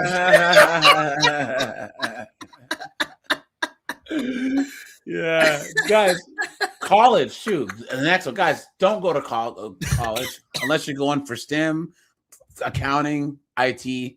Guys, don't go to college. In 2026, guys, put a one. No, type scam in the chat if you agree with me. Right now, college is a scam. Type scam in this chat. Guys, college is a scam. Unless you're going for science, technology, engineering, math, IT, accounting, guys, you're cooked. Guys, biology doesn't count as STEM because all these chicks earn it now, and you have to have a PhD to actually make any money. Guys, do not go to college. I have a bachelor's and a master's, guys, and I'm telling you guys, don't go to college. There's no point. There's no point. Yeah. So accounting, data analytics, yeah, that works. Yeah, but guys, in general. But Dante says cloud software. Yeah, but you can get your certs and be a cloud software engineer. A degree helps. But guys, once again, I have my one friend, he doesn't even have a degree, and he makes $300,000 a year. You know what I'm saying? So guys, college. Why? It doesn't make any sense. There's the only thing worse than these knuckleheaded 304s crying about having student loan debt are these absolute zesty beta males who got conned the same way. Beta male. Like, oh my God, I majored in African American studies and I can't get a job. Right? Please. Beta male. Come on, dude. Why? You fell for the okie doke just like these 304s. Or guys, join the military and get your GI Bill. Get a job that'll pay for you to go to college. But as far as look, so Canadian Spider-Man says 35 years ago. Oh yeah, but dude, look, he got his bachelor's in anthropology, but this is back when school was actually cheap. This degree now will cost you $80,000 now if you go to a decent school. And now these knuckleheaded, dunderheaded broads get PhDs in anthropology, and they're $200,000 in debt. Which leads us back to this: don't pay their bills. Yeah. These student loan debt, they will make it your problem, right? So, guys, lots of people type scam, guys. Hit the like button, guys. Let me check the likes. Hit the super chat button, guys. That's much appreciated. And guys, thanks for the cash apps too. I appreciate that. I didn't know that the debt that they had so much college debt out there. Yeah. I didn't know it was in the trillions. Yeah, 75% of student loan debt is women's and rising because men are more likely to either not go to college, drop out of college, get scholarships, or pay off their loans. But they say it's now like what 1.7 trillion, like trillion with a T, and they're saying that more than 50% of it at this point is in default already. Facts. Yeah, that's why they start to garnish their check. And now what they're trying to do is to get themselves out of default. They're just enrolling in more college classes. So their magical fix for this problem is, if I never stop going to college, then they can never hand me that bill. No, you're gonna pay that bill. Yeah, and what's funny too, guys, is guys, who pays most of the taxes? Men. Who has most of the student loan? Women. So if they did student loan forgiveness like Sleepy Joe wanted, who would be bailing these idiot broads out? Men. Exactly. Now, guys, this next one, guys, gaining weight, guys, come on. Guys, come on. No one's asking you to be an Olympic athlete, but guys, please be in the best shape possible. If you can't do it for yourself. Do it for your friends and your family. Guys, there's nothing worse than seeing some dumpy 500 pounds. No one's look, everyone carries a little bit of extra weight. Fine. But guys, when you're weighing 300-400 pounds, 500 pounds, what are you doing to yourself? What are you doing to yourself? How can you look yourself in the mirror and be a guy? Did you ever see, guys, when Myron Gaines, he was on Jubilee, and it was like fit guys versus fat guys? And there are all these zesty fat guys that are like talking like chicks, this body positivity stuff. Guys, you know what? Maybe an after hours on Sunday, we can watch this, because Jubilee, they copyright stuff, right? Because these three fat guys were like, well, I'm confident in my bigger body and you're just fat phobic. It's like, what kind of zesty dude says that? If you are massively overweight, you should be ashamed of yourself. Guys, what happened to shame? Why? Guys, where did shame go? Where? Shame. You're serious? You're going to walk around eating McDonald's 5 times a day, weighing 500 pounds, can't walk upstairs, haven't seen your freaking pee-pee in 5 years because your gut's so big? What are you talking about? And people, we all know body positivity is for chicks and not dudes. But there are these dudes that, yeah, man, I'm like a liberal, bro, and I believe that you're healthy at any size. Please. You've been had. You've been took. You've been hoodwinked. Bamboozled. Led astray. Run amok.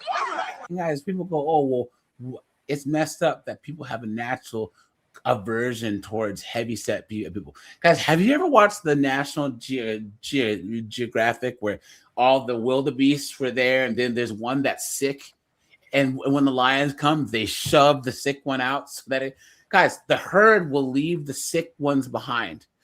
Human beings, we're social animals. We're herd. So if we see someone who's sick, that's severely overweight, that's coughing, we go, ugh. You know what I'm saying? It's a survival instinct. Yeah. You know what I'm saying? So, yeah, and guys, the last one, eating like trash. Even if you are a healthy weight, guys, don't eat a bunch of junk food. Don't eat fast food. Don't eat trash. Don't eat everything in moderation. Because why do people just eat like absolute garbage? Why? It costs more. It hurts you physically. Sugar is addictive, so it affects your mental. Guys, buy good food. Learn how to cook your own food. Meal prep. That's one of the best ways that you can be healthier mentally, physically, and monetarily, is don't eat like trash. Yeah, actually, AJ, this one I'd like to comment on, because this is something I started doing about 2 months ago. I've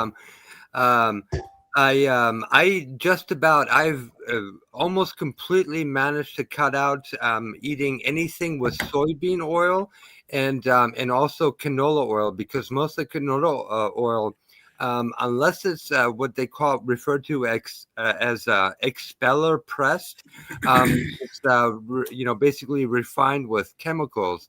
So the problem with soybean oil and basically 99% of the canola oil that's in almost everything.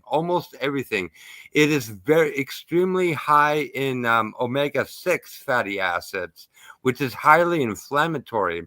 So like one thing I started doing is, dude, I'm a junkie for mayonnaise. Like, you hand me a sandwich without mayonnaise, bitch. Whoa, hold on. I can't deal with these anti-white stereotypes. Hold on, Colin. Whoa. These stereotypes are killing me over here. So, you know, when, so one thing I started doing is because, dude, man, I love my turkey and my ham and cheese sandwiches, but the mayonnaise, dude, the mayonnaise is what's killing you, because the main ingredient is always soybean oil. So I started actually buying mayonnaise that's actually made from avocado oil, which is really, really good for you. So basically, the two only oils that are actually good for you is avocado oil and olive oil. And dude, I can tell you, within just the last 2 months, dude, my joints feel better. Dude, everything is better. You know, it kind of sucks that, you know, avocado oil mayonnaise is more expensive, but I will actually say that it actually even tastes better. Like, you know, when you go to the store and you buy that Kraft mayonnaise or that Hellmann's mayonnaise, dude, that stuff is so bad for you. It is so bad for you. Yeah. And then also, you know, seed oils, which, you know, canola oil that falls into that category. It's seed oil, again, is so high in omega-6 fatty acids, which is very inflammatory. Dude, you'd be surprised. You know, omega-3 fatty, that's very good for you, but omega-6, no, that's horrible for you. Yeah. And guys, dude, soy is bad for you guys. Soy lowers your testosterone. Yeah. Guys, avoid soy at all costs. Guys, and plus, look at all these soy boys who we cover all the time. Do you want to end up like those idiots? You know what I'm saying? Keep going, Call.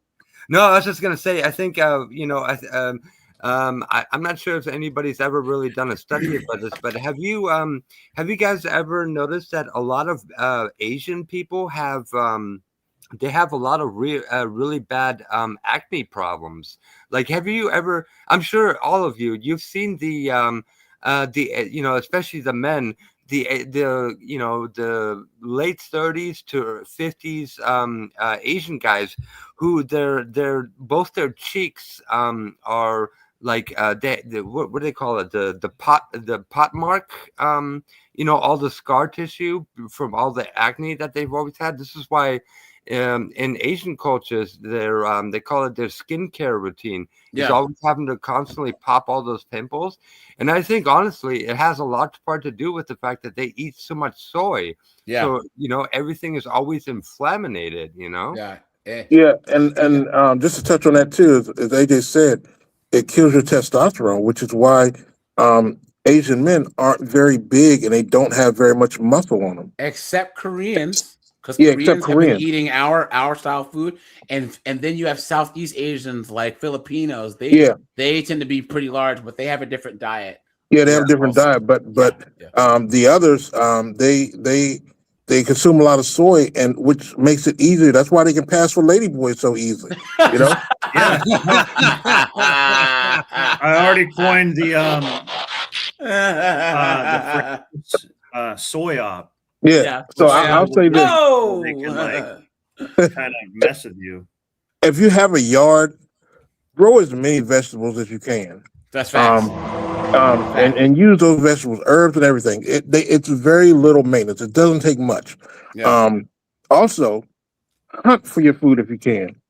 There's so much wild game out there that you can eat. Or walk. Go to your neighborhood farmers markets. If there's friends of yours who hunt, guys, I grew up in Washington State. Right, I have a lot of friends who would hunt, and they're willing to just give meat away. Hey, yo, I bagged a deer. You want some venison? Because they have so much of it. Yeah, sure. Hey, if they catch big fish, I got a piece of it, but So guys, make friends with rednecks. Yes. Right. Yes, I love redneck. King, you know? Yeah, So- this is why in Midwestern culture, you go to any conservative, household where the man is a hunter, it is standard requirement to have an Have a extra freezer, yeah, because yep. you have to, you take down 1 or 2 deer per season, and then you've got enough meat to last you a year until the next season. Yeah, that's true. Yeah, if I had the choice between hanging with Tyrone wearing the Jordans or Billy with the baseball cap with the fish hook in it, I'm choosing Billy because I know Billy If knows the some zombie shit, you know? apocalypse comes, he can Yeah. survive. We'll Old survive, Billy so. Hardar.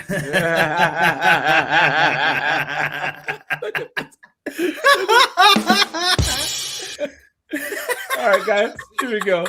Guys, who keeps letting him in here? Look at this guy. Guys, okay. Another big no-no, guys. Doom scrolling on social media. Do not just sit there doom scrolling on social media, guys. Guys, you have so much else that you can do. Guys, learn how to play chess. Learn how to play the guitar. And this also could. When I made this, but hold on, guys. Do Instagram, TikTok, guys. Don't do it. Don't do it, guys. You should not have enough time in your day between work, the gym, sleep, and your hobbies to sit there in this doom scroll on your phone.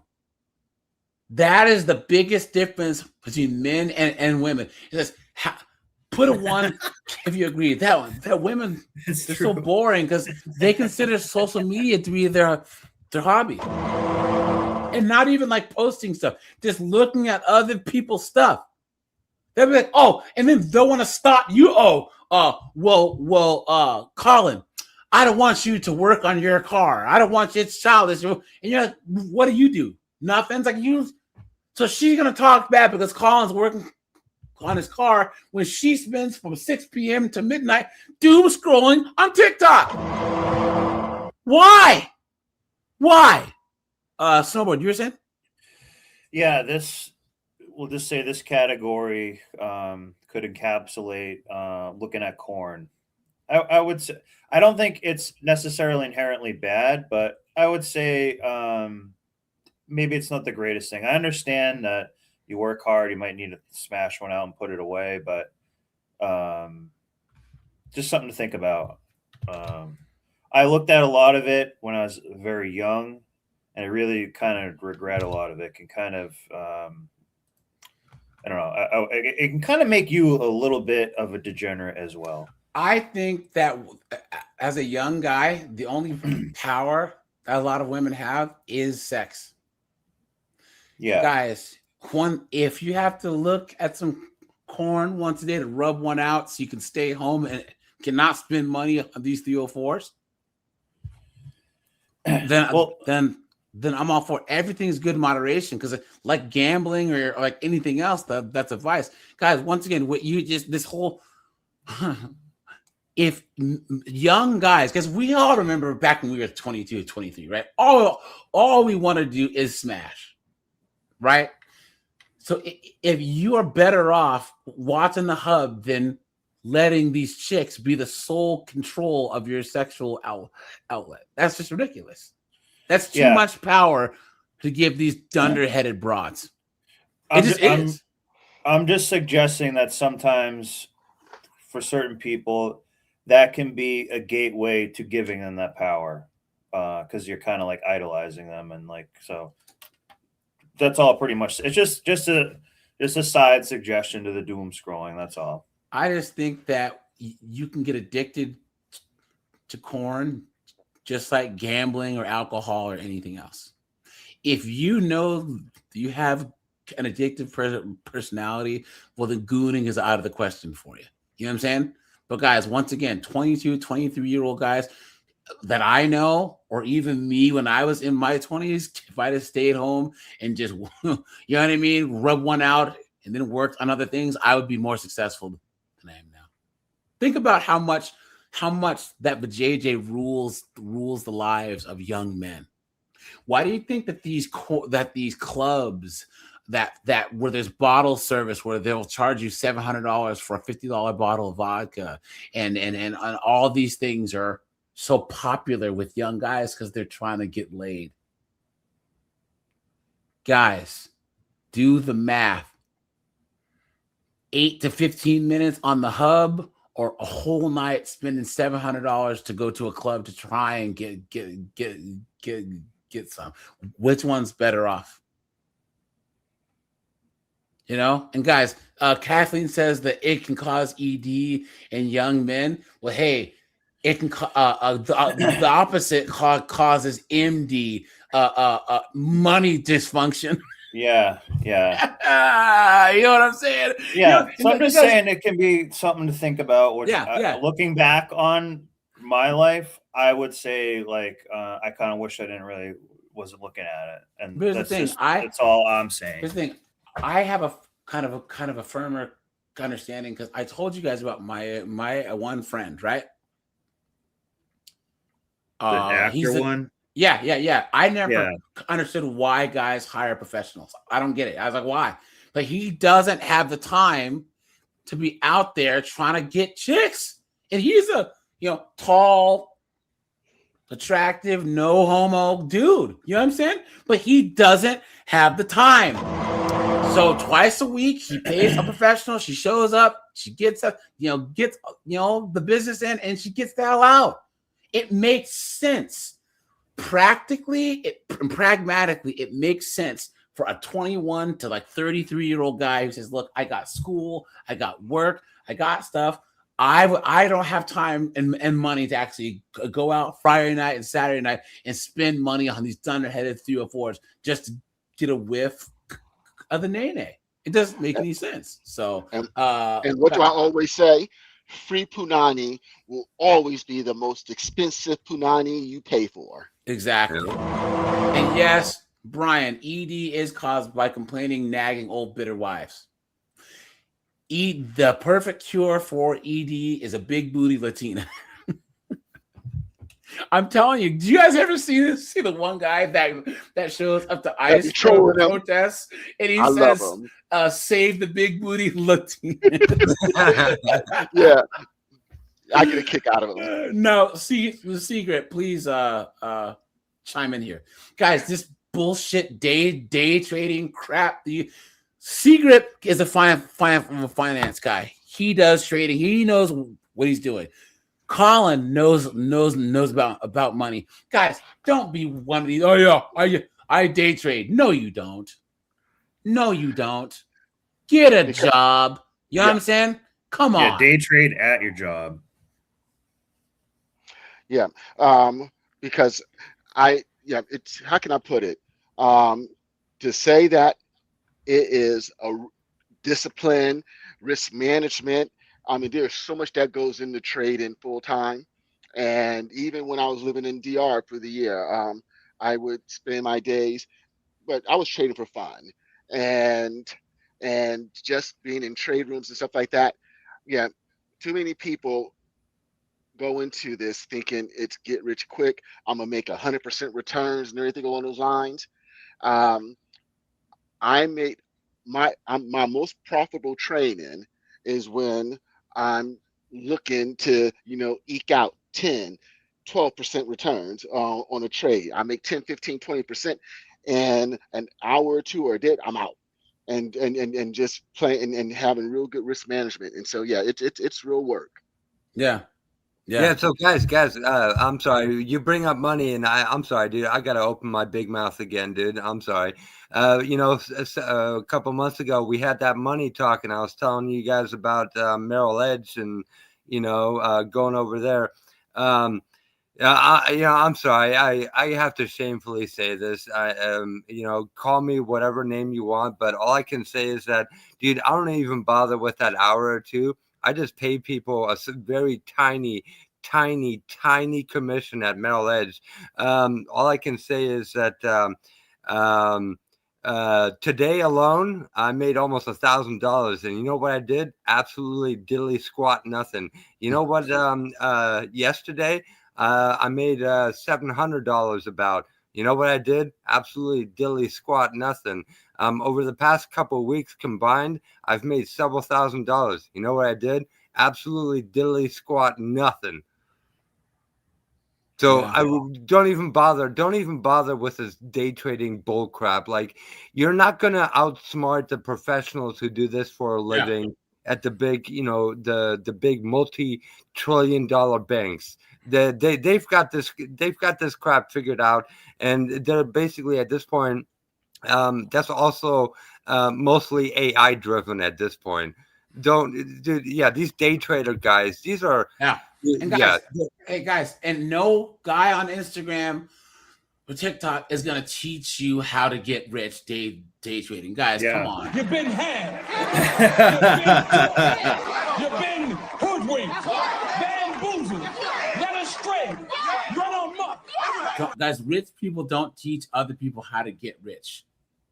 I'm telling you guys, it's all a big joke. Someone says, "What is doom scrolling?" Doom scrolling, guys. Put a one. Have you ever either been around your female family member or your chick, and she's just how women just and just talk, but they're quiet for an entire hour because they're just scrolling through TikTok, just not saying a word. That's doom scrolling. You know what I mean? They're just scrolling through TikTok. That's called doom scrolling, completely wasting time. So we'll go back up. Yeah, guys, crypto scams. Guys, if you do well in crypto, fine. I don't understand it. I don't know anything about it. I'm not risking it. And guys, no one can help you do it. Guys, most of the people who make it big or who have made it big in crypto bought it so early. As I knew about Bitcoin back in 2006. When you could mine for it, it was free. You could just mine for it and get it. Imagine, let's just say, or you would buy them and they were like 25 cents. Imagine that you put $10 down and got Bitcoins for 25 cents, and you kept that. How much money would you have to? You'd be rich. How is that an investment strategy? It's not. It's not. But these guys do. Oh, here's snowboard and here's Bitcoin seminar. Come and la la la la la. It was luck. It was luck.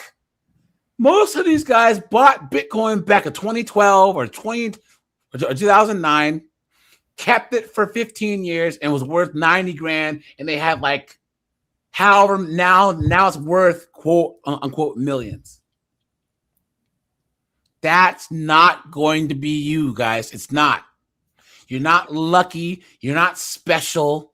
People aren't trying to help you, guys. None of us are.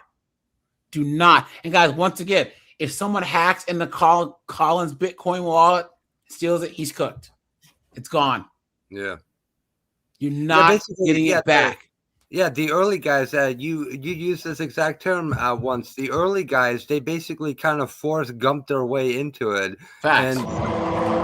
And now basically all the crypto crap now is it's basically the sort of the kind of almost equivalent of people talk about investing in precious metals, which they're not wrong. They're not wrong, but you have so many of these quote unquote precious metal investment companies now where you never actually have the gold or silver in your hand.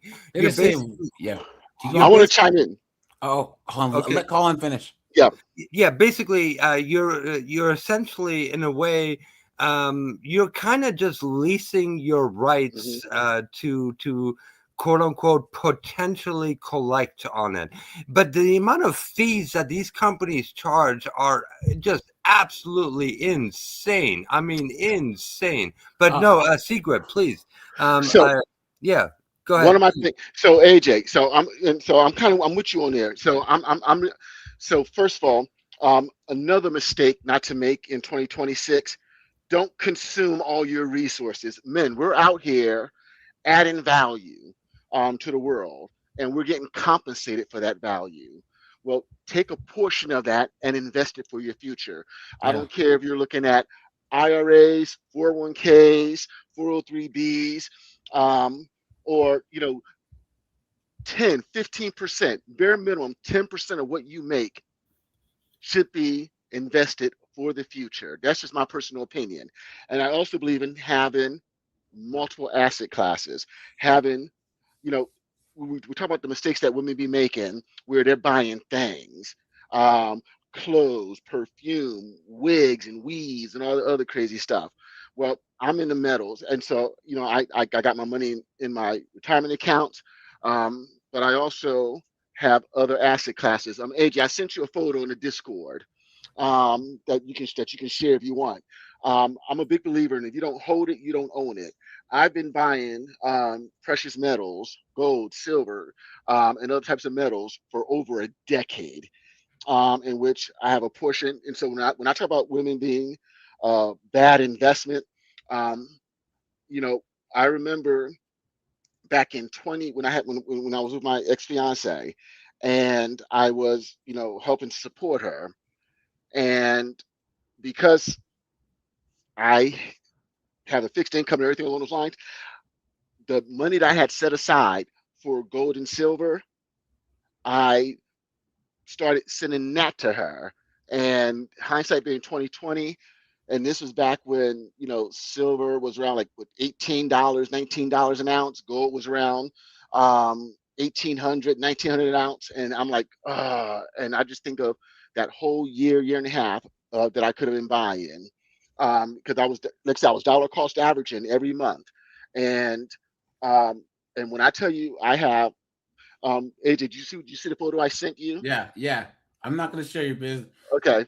So I'll show it in the Discord. I mean, in the after hours on Sunday. Okay. But Yeah. I'm not putting your business out there. So when I tell you I have hundreds of thousands of dollars and other I'm real big in diversifying. And so, men, if you're not bare minimum, you know, contributing the max to get your full matching your 401k IRAs, if you're not putting aside money in an IRA, and if you're young enough, start putting that money in a Roth. But also, you know, back to what Collins was saying, I'm a big believer. You don't hold it, you don't own it. Yeah, guys, property too is another thing.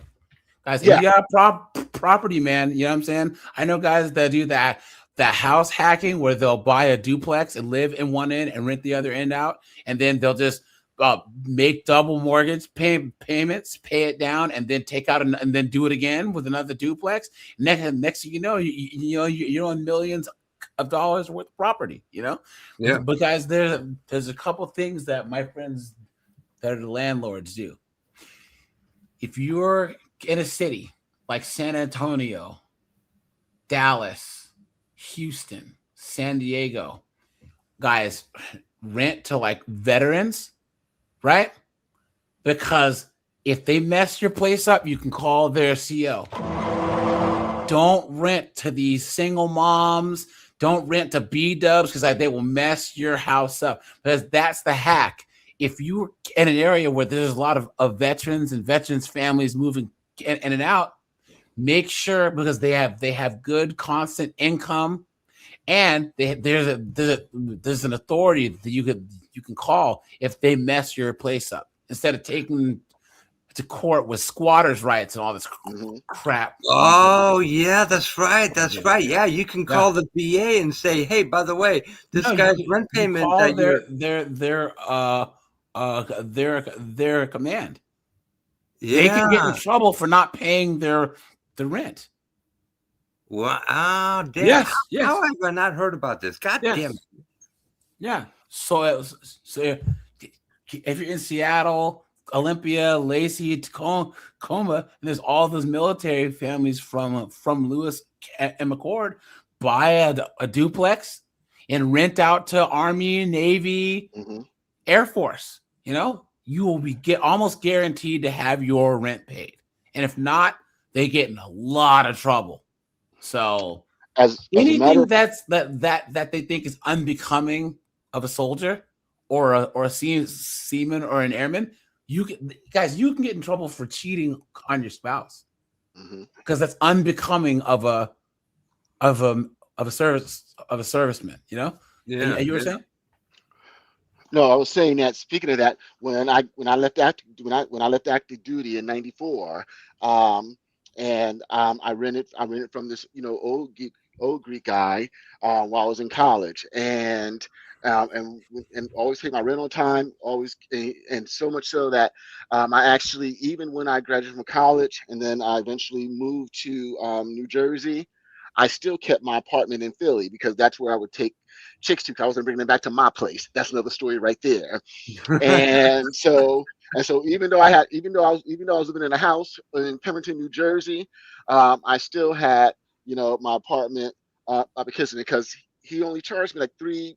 I think he raised it to $350 one year, and so it was a 2-bedroom apartment. So I kept it, and so for like 8 years, and I turned it over to my sister because she was saying, "Mom, and for like a whole year I was paying the rent, and she was living there. And then when she was just doing stuff that I wasn't into, and into other stuff, and I'm like, I can't have my name on this. He turned the lease over to them just on the strength of me, and ended up getting evicted like 3 or 4 months later. Damn. Wow. How do you mess up $350 a month? And this is around 2003, 2002. How do you mess up $350 a month? But never mind. But I don't understand it. Yeah, guys. But next, guys, dating sites. Guys, don't do dating sites. Don't do them. Excuse me. That's a almost threw up at the thought of it. Guys, dating sites. Okay, the only ones I would say are ones that people pay money for, like eHarmony, Match, whatever. People tend to be more serious. But it's Hinge, Bumble, all of it. Guys, you are better off this entire year just staying home, playing Xbox, working on your car, putting your 40K figures together, being alone, hanging out with your friends.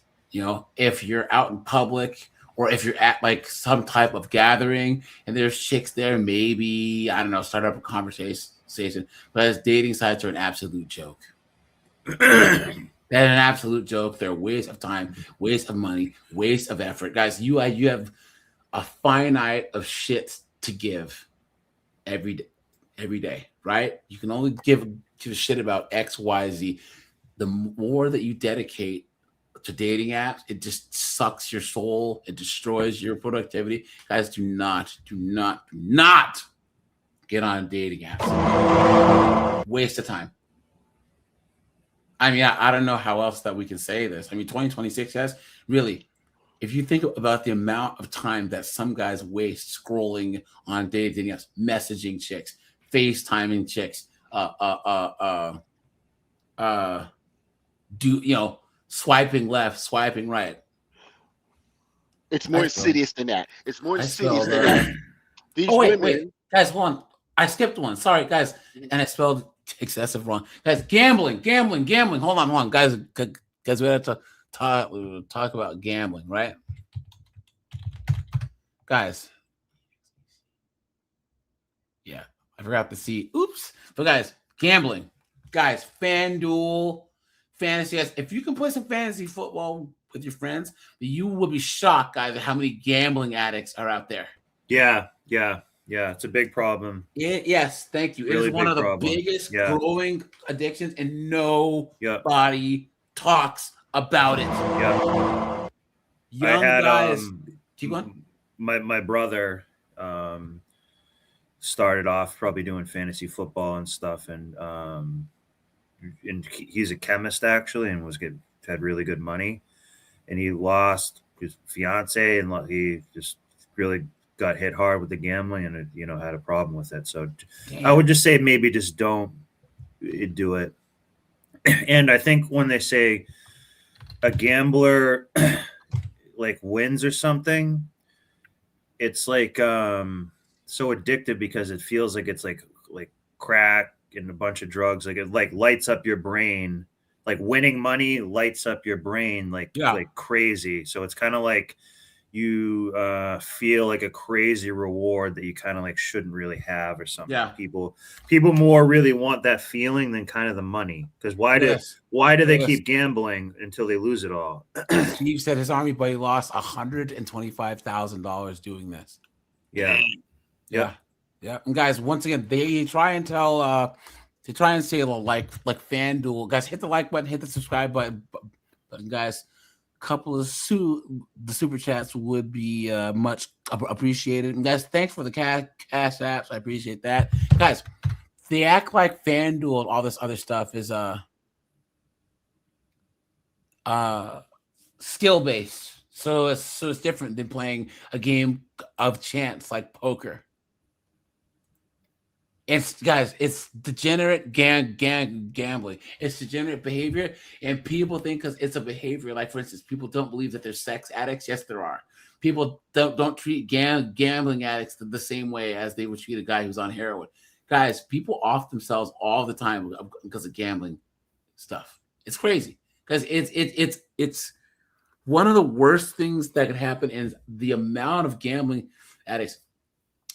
C Grip, Snowboard, Colin, everyone in the chat. Do you guys remember in the 2000s when the World Series of poker started taking off and was on TV and all that, and everyone's an aspiring poker player? Bullshit, you are gambler, and now you have an excuse. I used to see guys all like, I'm an aspiring poker player.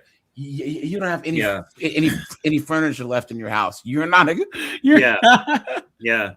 Also, when you're gambling, especially if you go to casinos and all these other things, gambling can lead to doing a ton of drugs, partying, 304s being around. It can lead to these other things as well. Yep. Very easily. Guys that gamble a lot are alcoholics. They get drunk a lot or whatever, And guys, you just lose so much money. Guys, the house always wins too, generally speaking. So just you don't need to do that. Powerful move that you can make is get in your car and leave. That's the power move right there. Don't even play, guys. Don't even do it. Just don't even do it. Have you guys heard about the latest how sick and perverted gambling has become now? Have you guys heard of I think it's called Deal Dash. Yeah, Deal Dash. Have you seen these commercials where they get people who are like, oh, yeah, I won an auction bid to buy an iPad for $5.84 and blah, blah, blah. So this is how sick and perverted this is that you have to pay money for the privilege of making the bids on whatever items that people basically are just trying to hawk off on eBay. And when nobody's buying them, then if you win the bid, you still have to pay to buy the item plus extra commission or whatever extra fees. So think about how sick and perverted this is that you get people who are willing to pay money to bid on an item that basically if you just go to eBay, you can bid on an item, right? Like, let's say a seller is saying, I want a minimum of $100 for, XYZ used car part. If you bid $1, you're not going to get that part, right? But this company now, they're making you pay for the privilege of being able to bid. And then if you do win, you have to pay for the item, and then you have to pay the extra. This is so sick and twisted. This is like, sure. Well, what did I say? Every day there are people out here trying to cook up all kinds of ways to extract resources out of us. Yep. Don't make it easy. Yep, don't make it easy. Yep. Guys, guys, going to clubs, fancy bars, guys, find a dive bar. Find a dive bar, hang out there. $3 beers, guys, $4 beers. Food is cheap. The same crusty bartender works there that's worked there for the last 20 years, but knows who you are. You know what I'm saying, guys? Don't go to these clubs and the VIP and bottle service or these fancy bars or brunch or any of this crap, guys. Why would any heterosexual brunch is for women? Brunch is for women who want to have a kid. Why would any heterosexual man go to any of these fancy bars worth $30 for a drink? And guys, just go ahead, go have a beer, play some darts, put some, a 25-cent tunes in the jukebox that barely works. That's the type of bar you want to go to. Yeah. You know, there's nothing better than in the neighborhood dive bar. It's great. You see the same people every time, you know. And guys, once again, there's as few people in the bar who look like Seagrip and myself. Yeah. Yep.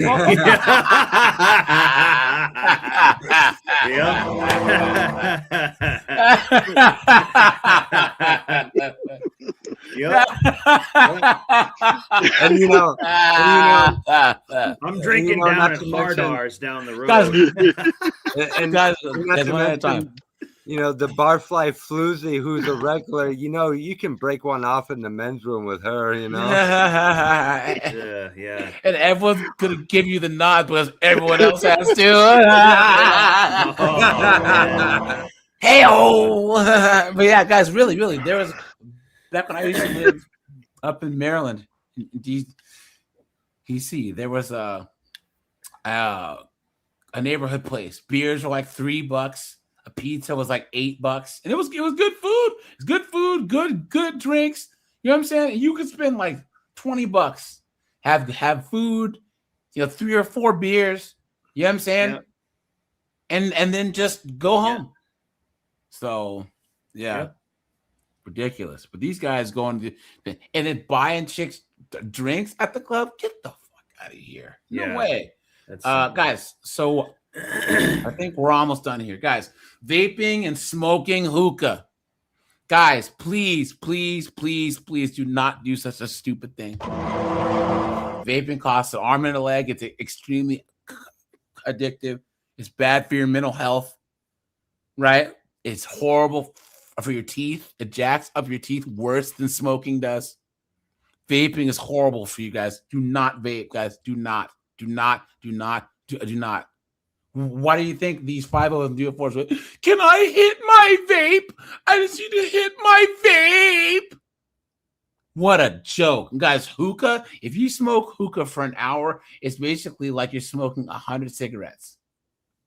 Do not go to a hookah bar. Don't vape. It's a waste of time, a waste of money. It negatively impacts your health. Why would you do such a stupid thing, guys? 2026 has no vaping, no smoking hookah. And avoid women who vape and smoke hookah. That's one of my red flags.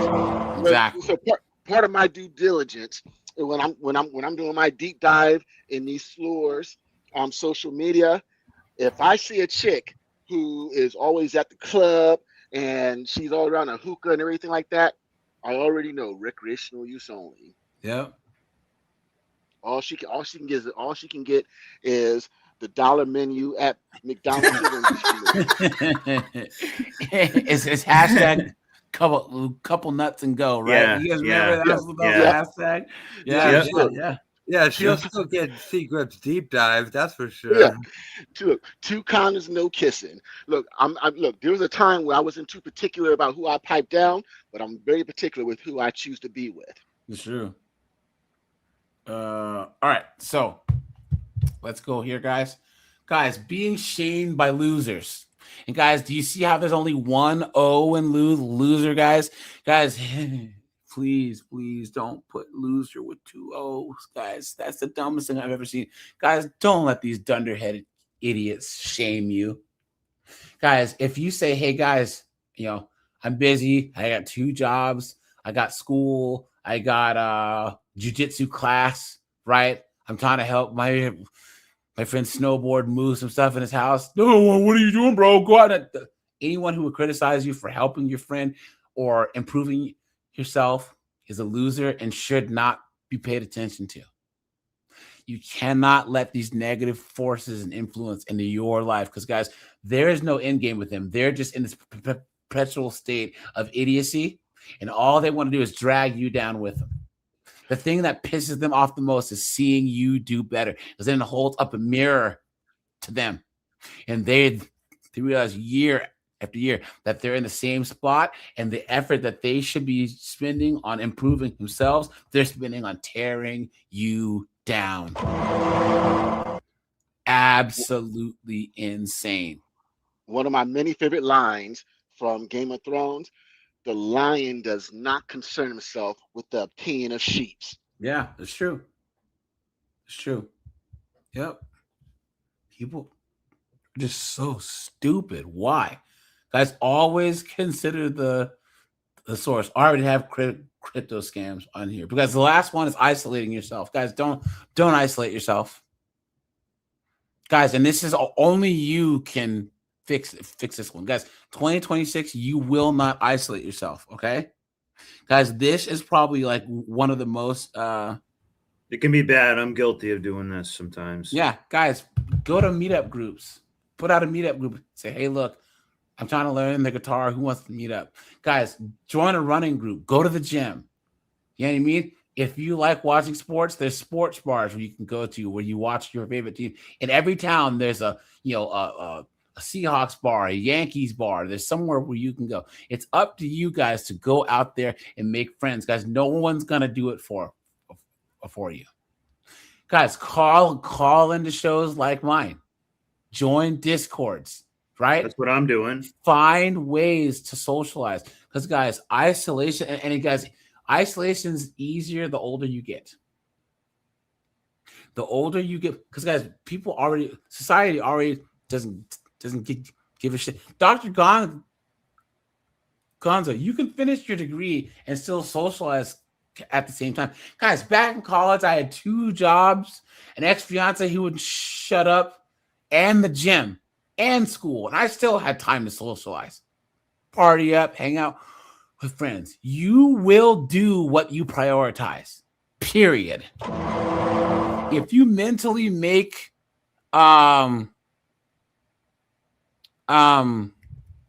socializing a priority, guys, it'll be the same as having to take a dump. You know what I'm saying? When you got to do it, it's the you gotta shit. do it. Oh!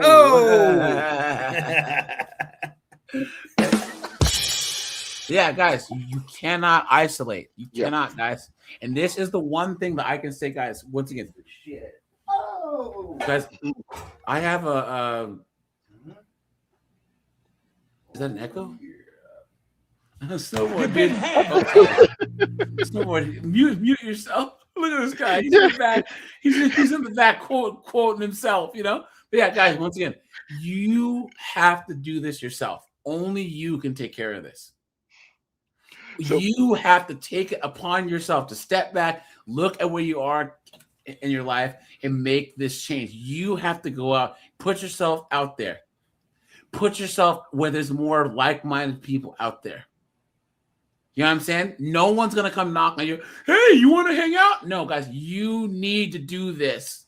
Guys, this is something, me as an extrovert, I just don't understand it. Like, I don't get how people can just not have friends, right? But like, because when moved around my entire adult life, made a new life, met new friends, it's easy for me. But I understand that everyone's not like me. But even if you're the most introverted person, you still need to have people that you can bounce ideas off of, people who can support you in your endeavors, network, right? You need to have people out there, people who will check on you if you don't show up to work, who will knock on your door and see if you're still alive or not. But that's up to you. Only you can fix this, guys. And being stoic doesn't mean you have to be isolated. It doesn't. There's a difference. Yeah, there is a difference, and I like snowboard. And AJ, you're completely correct. The older you get, the easier it becomes to be into yourself and to isolate. And so, yeah, do not misconstrue, being stoic and another of my favorite quotes is from that show. The lone wolf dies, but the pack survives. Yeah. And so, and this is one of the mistakes that I see so many men make I do this overseas. When you're traveling overseas, it's the lone wolves who get taken out. Yeah. So so be careful of that.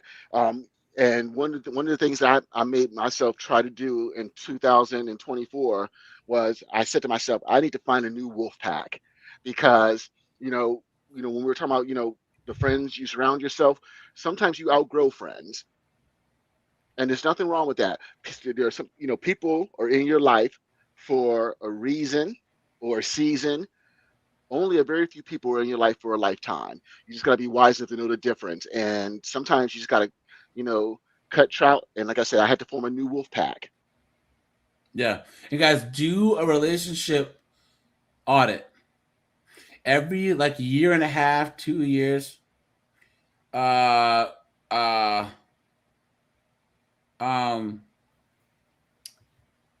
down everyone you know and talk to, and each person do pros and cons of knowing them. If the cons outweigh the pros, kick them to the curb. This is your friends, family, all of that.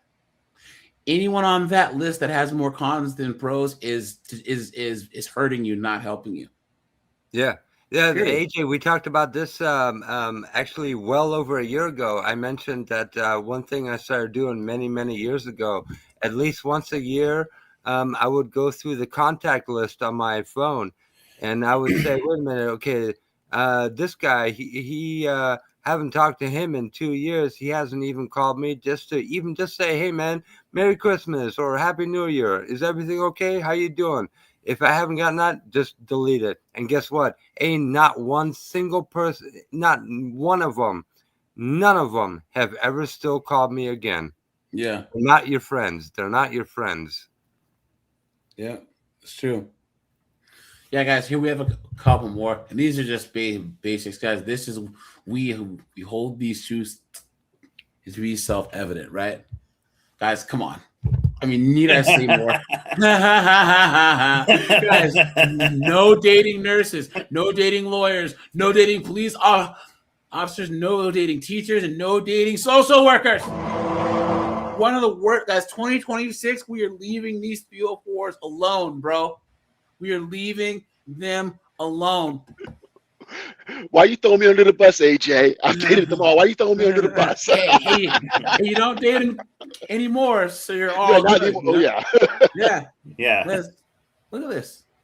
Guys, all of these will get you caught up. All of them are cheaters, liars, or they're super feminists, or they're just, or the police officers and lawyers know the law. They'll get you jacked up.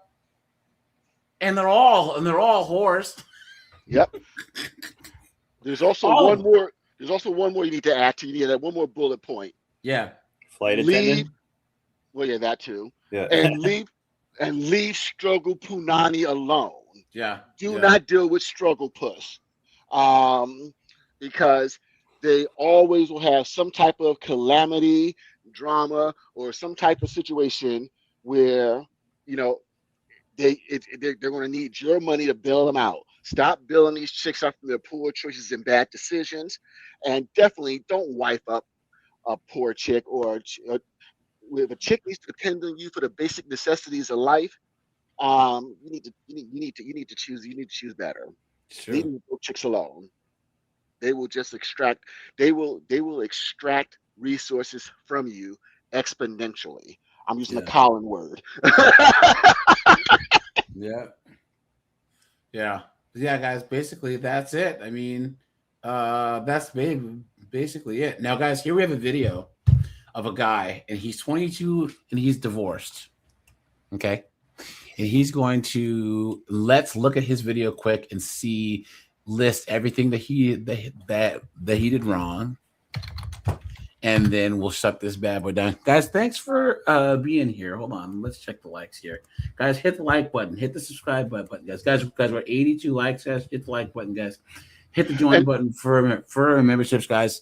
And it would be nice to see a couple super chats. You were saying?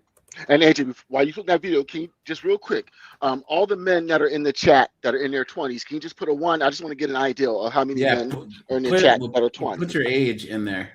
Here we go. Here we go. Look at this guy. So this guy's 22 and he's divorced, right? So let's get into this. Okay, ladies and gentle people. This is how I became divorced at 22 years old. This is going to be very simplified. I would rather undershare than overshare. I have reached out to members, friends and family members, both myself and my ex-wife, to find the best way to do this. And we all pretty much came to the same conclusion of do not share more than is needed. But if at some point I feel the need to elaborate, I might do that. There might be longer versions of this with breakdowns and parts, but let's get into it. Okay, so I got married May 17th of this year. Shortly before that, my wife or ex-wife started a new job, and that's important to know. So we end up moving into our apartment together in mid-July. I believe it's July 16th. Between the married, when we got married and that time, we were living with my parents. So we move in about 2 weeks after that.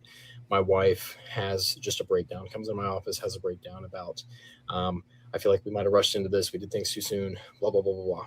And it wasn't like we need to split. It was just, I'm freaking out. So, okay, let's talk through it. And about a week later, she apologizes, says, hey, I think I was just having kind of a mental breakdown. I'm like, hey, that's fine. You know, I get it. It's scary times. You know, I had a freak out. I think it was like the third night that we were staying in the apartment, just about like, you know, missing my family. So some time goes on, and now we're in August, and there's another freak out. And I feel like we rushed into this, blah, blah, blah. Well, we meet with our premarital counselor. Well, our counselors, I guess, but they did our premarital counseling. We talked through, and they're like, hey, this is super common. You know, we see this in young married couples all the time. So this guy's obviously like a Midwestern church kid. You know what I'm saying? Because he probably did the church premarital counseling or whatever. Let's, you know, set some expectations for one another just so you guys can help each other out. And we did. And, you know, I think in my head, things are going great. Okay, so Monday, September 15th rolls around, and I leave work a little early. She tells me that she wants me to come home so we can talk. And so we go home, or I go home. And she's like, hey, like, I'm not ready to talk just yet. Go play the game. So I'm like, okay, I play the game for an hour. Go back in. Hey, I'm not ready to talk just yet. Go play the game. Okay, go back in for now. Whatever. So basically she tells me, like, hey, I don't know. I don't want to talk about this. I think that it's just not worth talking about. And me being an anxious person, I'm like, well, is it something small, or is it something like you want to move out? Do you guys see how he's like, I'm an anxious person, so he's partially blaming himself first? Mm-hmm. This is what men do, you know? And she's just kind of like, I don't really know. I don't know. I feel like, you know, there's just so many things happen so quick, and I don't know. Well, either way, we talked through things a little bit. I think she can tell that I'm upset. She could tell that I was upset, so she just kind of dialed back. Maybe, I don't know where her mind space is or head space is in any of this. Well, the following Saturday rolls around. Everything's all hunky dory for me. I go out with my buddy. We put out some bags of corn and stuff, and then I get home. She's like, "Hey, when are you gonna be home?" I tell her, and she's like, "Okay, great. Like, I'm gonna take a shower and I'll see you when you get home." Well, I get home. She got her bags packed. Hey, I'm gonna stay with my mom. I need some space away. I might be back Wednesday. I don't know. Yeah. Can we talk? Nope. Gone. Out the door. Gone. Poof. Gone. No contact that Sunday, that Monday. Then Tuesday night, I finally call her. Now, mind you, in between this, I'm over at my best friend's house. Like, I don't know what's going on. I'm freaking out. And I say no contact. I never contact son. Well, she also goes over there and is with him and his girlfriend and just talking to them. And it's, you know, they're trying to figure out what's going on. And they're asking the questions. Hey, is there anything going on? There might be calls in this. Is there anything, you know? She's like, no, nothing. Well, so Tuesday night I call her, and this is now, let me get the date. Yeah, so Tuesday, the 23rd of September, I call her and things seem well. And I'm like, hey, do you want to go out tomorrow? She's like, yeah. So her and I go out. We have a great dinner, and she tells me, like, look, I've decided I'm not going to give up. I'm not going to run away. Like, we're going to work on this together. He's cooked. I can't leave you. I don't want to leave you. I'm not going to leave you. Awesome. But you need to do this and this and this and this and this. And mind you, everything's been fairly normal for me up to this point, up until her leaving. So thing number one was therapy. So I put myself in therapy. I get couples therapy for the two of us. I'm paying out the butt for it, but you know, whatever. This is necessary. Whatever means. She's 22 years old, Yep. married for 3 months and getting couples therapy. Come on. Yeah. Like, I'm not And, ready to and be the back couples yet. therapy is just to make her feel better. To be like, see, I did try to do something. We already know she cheated. Yeah. We already Yep. know, but this is to try to like cover her on the back end. Like, see, I really did try. We did try and work it out. It's for her because she didn't own up to it yet. So she's still kind of fooling around and wasting his time. Hey, come home from work. We have something to talk about. Yeah, just keep playing games. Insane. You know, we'll see. So we have our first therapy session that following Sunday, and just to kind of collapse all this down, eventually after like a week or so, she moves back in. Things are going great. I'm cooking dinner every single night, right? She did almost nothing. Right? The apartment, and I would complain about that because it's like, you know, but I was like, you know what? I don't care. Cooking, cleaning, everything, laundry, everything. I'm doing everything, right? I like made up her closet for her and stuff and whatever. I'm just like, I'm trying to show her whatever it is that you need, I'm going to do. And I just start working on myself and start trying to be, you know, the best husband that I could possibly be. And it's stuff that I should have been doing beforehand, but it's like, you know, this is my first time. I'm a kid. Well, 3 weeks go by. Let me go back to my text to figure out the date. So mind you, during this time too, she's like trying to get me to buy her a new car and like a gaming PC, and we're coming. What? It's amazing. Look at this. Because she's playing Maxima. games. That's why. Look at that. Beta man. What are you doing? What are you doing, bro? Cooking, cleaning, simping, everything, man. Guys, man, look at this. We can already tell everything that she's done wrong. He's wrong. Guys, first of all, he got married weeks. way too young, right? Then the first time she said that there's something up or she doesn't feel right, that's it right there, guys. You're cooked. Yeah. You're cooked. Right? Then he lost his frame. He's letting her run the relationship. Guys, rate this guy on the simp-o-meter. It's over 9,000. It was Equilibrium it puts seemed like simp the most maxing. perfect marriage. Well, Sunday, October 12th rolls around, and things have been going great. We have our therapy session, and the therapist is like, guys, I think we made a breakthrough. Yeah, right. And we're laughing, giggling, whatever. Well, therapy session ends. She looks at me, hey, I'm dropping out of nursing school. Oh, look at that. So, guys, she was trying to be a nerd. Well, well, well. Well, well, well. Well, well, well.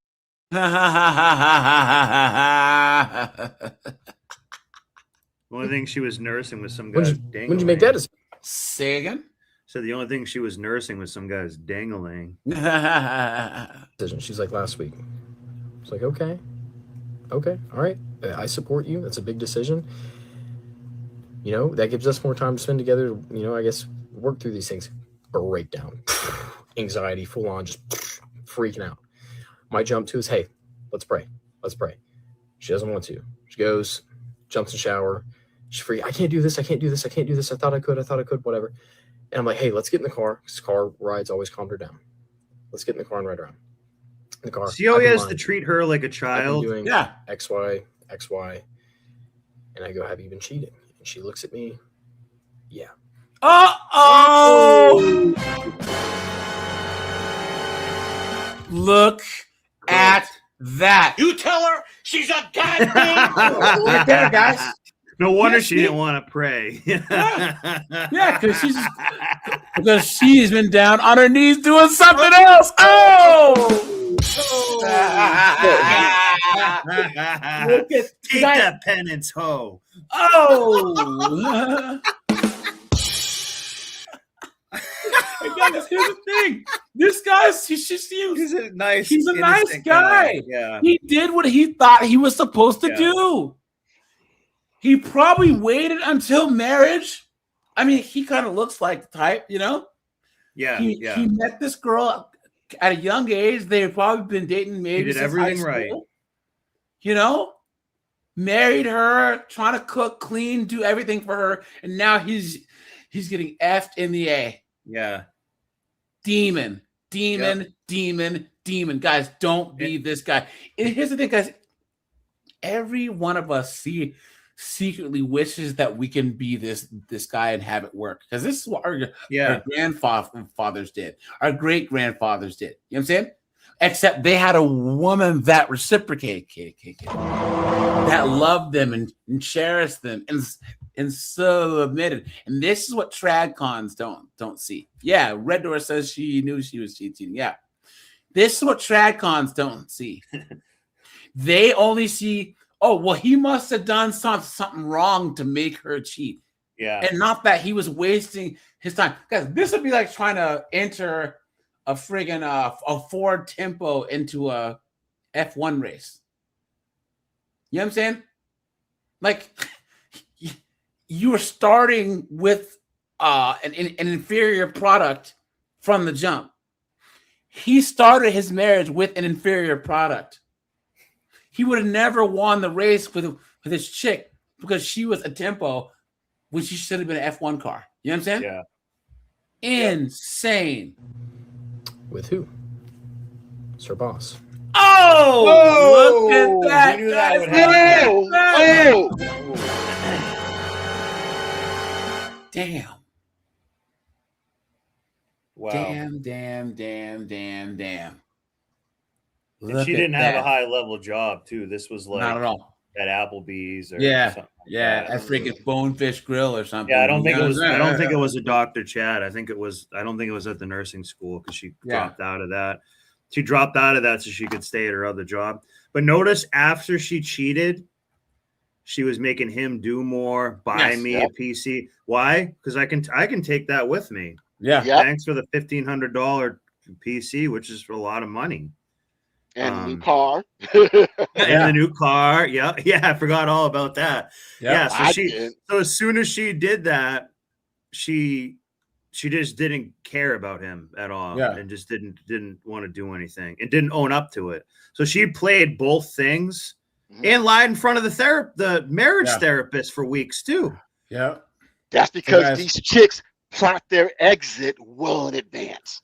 Yeah, someone says nursing school. I'm so sorry that you had to learn this lesson the worst way possible, my boy. Facts. Yeah. Facts. Okay, here we go, guys. Apparently, it gets worse. So he's gonna see a video of her or something, I bet. So she says that.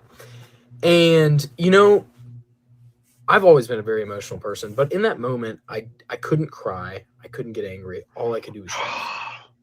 And in my head, I'm just praying while listening and trying to talk. And basically, she says, I find out over time that she had started emotionally cheating, which let's just call it what it is. She started cheating 2 weeks after we moved into our apartment. So mind you, this is 2 months after we get married. Look! Oh my God! Look at that, guys! What an absolute teaser! Look at that! You tell her she's a goddamn whore. Look at that, guys! So she went to a church. Hold on. Always been a whore.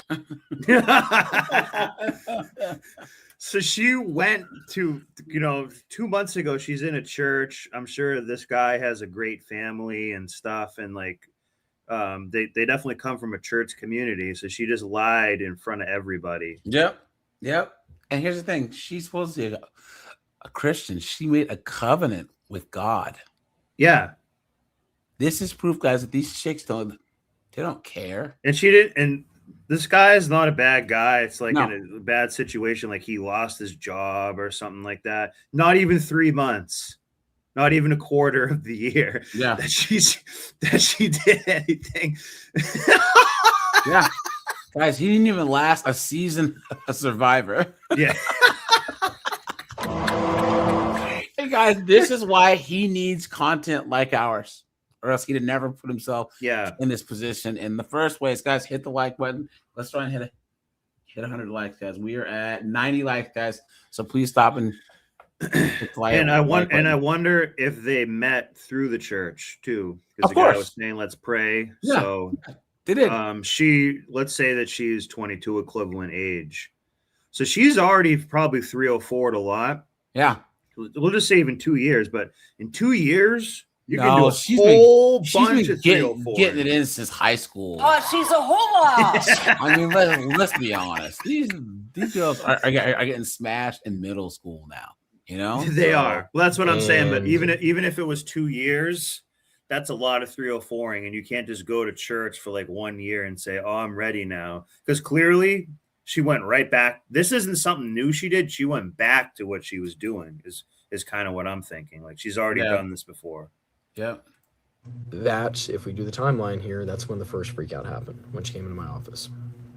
And then apparently it was just that. And then towards the time of the second freak out, before she moved out, was when they had started making plans to be physical. Look at that. And then during the time between that freak out and her moving out is when they actually did have a level of physical relation. And then, mind you, this all comes out the day before I'm supposed to hop on a flight for a promotion that I just received. And of course, she tells me that this has been going on, that it's most likely going to continue going on. And whoa! Look at that! Look at that, guy. She said, "I'm banging him, and I'm gonna keep banging him." Yep. The balls on this one. Yeah, good luck on your trip. Look at that, guys. She said, "I love selling this twat." And that one negative thing was the only thing that she was honest about too. Yeah. Like oddly enough, you know what I mean? It's pretty crazy. Yeah. Yeah. Not crying about it, not upset about it. Actually, I'll just tell you guys, laughing at my crying, because eventually I do start crying, of course. She's like, "Look, let's go back to the apartment. Chill out there." And I'm like, "Okay." We get back to the apartment. She's like, "Look, I need to call him." Whoa! Oh my Look at God. that! Look at that! Oh my God. No respect. Demons, guys. And this guy is still a good guy because he should be kicking her out of the apartment, throwing her stuff out. Hey, I'm taking the gaming laptop back or whatever. He should have thrown her stuff all. If this was the other way around, the woman would have thrown his stuff right out the window. Here's the thing. Imagine how damaged he is, meaning like his trust with women is cooked. And kind of with his faith too, a little bit, I bet. This is a good guy who now he's gonna double what's it called? Double think anything that a woman tells him or does. Second guess. Thank you. Yeah, double think. Anyways, but yeah, guys, it's sad because she got women do to double P. That's why. Look. Hold on, guys. Here's the thing: is this? If he does somehow say he has trust issues, women are gonna ridicule him. Who hurt you? Every person, every guy has been hurt by a woman. Every single one of us. Even gay dudes have been hurt by women at some point. Exactly. Yeah. Sigip, you were saying? No, I was just saying that, AJ, I'm letting you know right now. First of all, I can't see this ever happening to me now because so men, my view is you have to think of yourself like a brand, a business, and being a man, you always have to maintain your masculine frame. And when it comes to dealing with women, I call it death by 1,000 concessions. Yeah. And this what kills men in their masculinity. Death by 1,000 concessions. Disrespect is slow and it's insidious. And I'm telling you right now, affairs and cheating, they don't happen by accident. They literally begin by a series of decisions rooted in emotional comfort instead of communication and commitment. And so, it's slow in the cities. And women, they start emotionally. And when you don't keep your head on the swivel and just I'm saying right now, AJ, you'll be covering me on one of your stories. So if a chick ever pulled this game on me, because I'll be catching the case. Yeah. Not on him, but her. Yeah. I'm falling apart. Look, I need to call him. I need to make sure he's okay. Right in front of the person she sweared to death to. So she leaves for 2 hours. While it's she got dick down. Yeah. Thank you.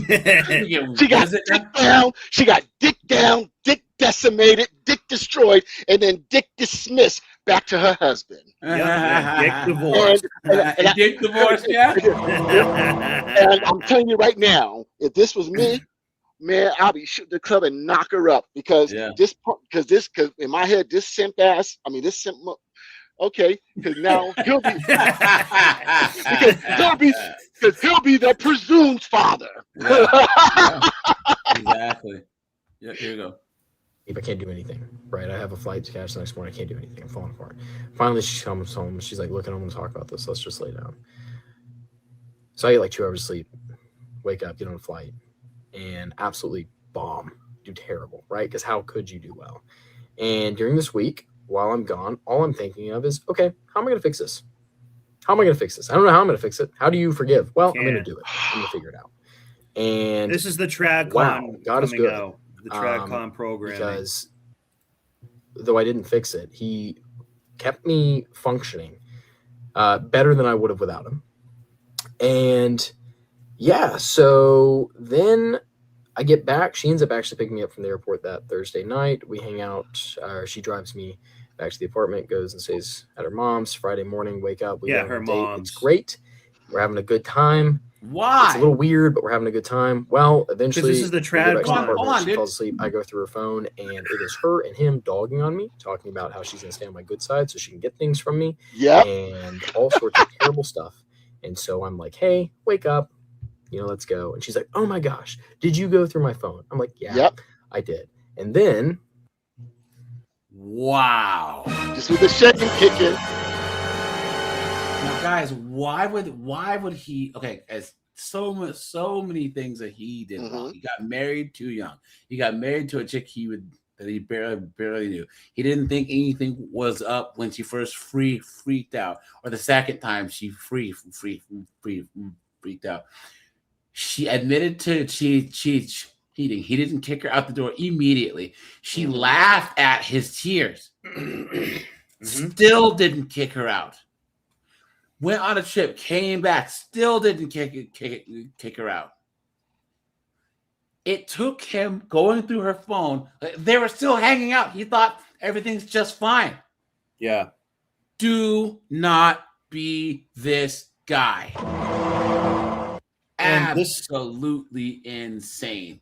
This has not happened to me, but if it was kind of a religious community, and I know a lot of clearly this woman, his wife, didn't have any shame, but I would go to the family and blow it all up. I would break the phone. I would do a whole bunch of stuff and say, like, look at this hoe daughter you have. This is disgusting. You take her in, drop her stuff off there.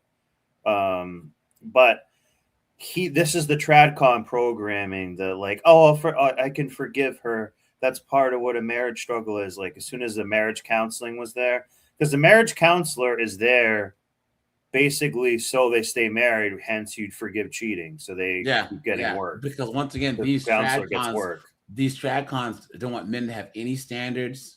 They don't want men to have any boundaries at all, because a man of God would accept being cheated on.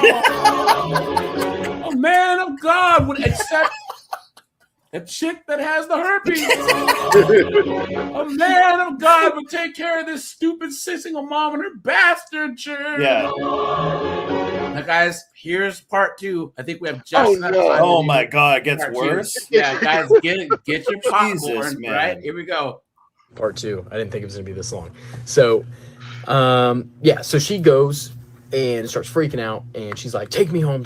I'm like, okay, cool. Now we are driving home, and she's telling me, I really thought there was a chance. I really thought you would change, but you going through my phone just shows me you're the same person.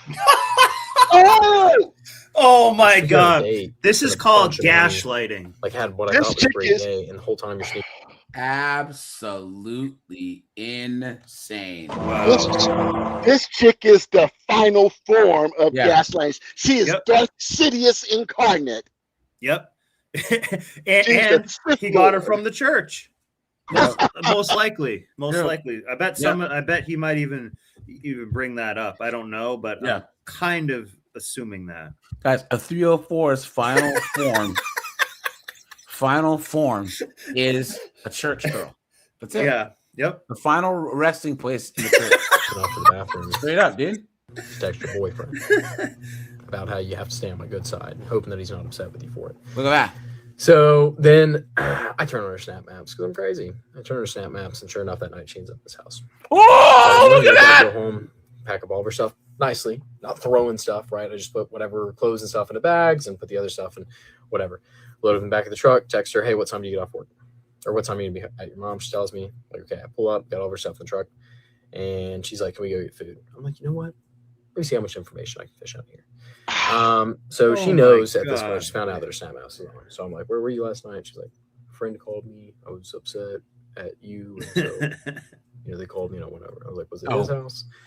She's like, yeah. I'm like, did you sleep with him? Yeah. Look at that. So guys, oh my God, she man. literally This is left, killing me. left to go let friggin' Chad of the club, and then has a nerve to come back and say, get me some food.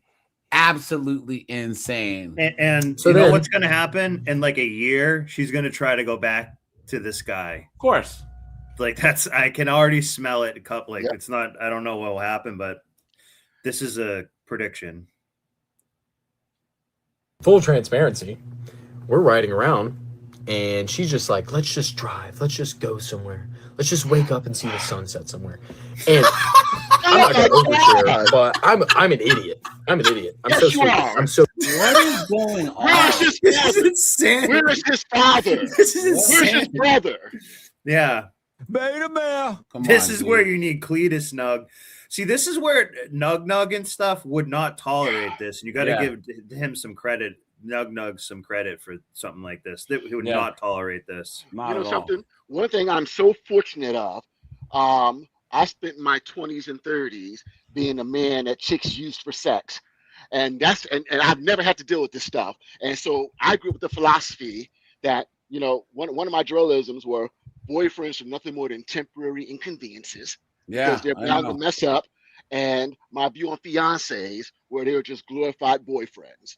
And so this goes to show you want to be the man. If you're going to get used, you want to be the man that gets used for the D. You don't want to get the man that gets used for the food. You don't want to get the man that's used for the ride. You don't want to be the man that gets used when she moves. You want to be the one that.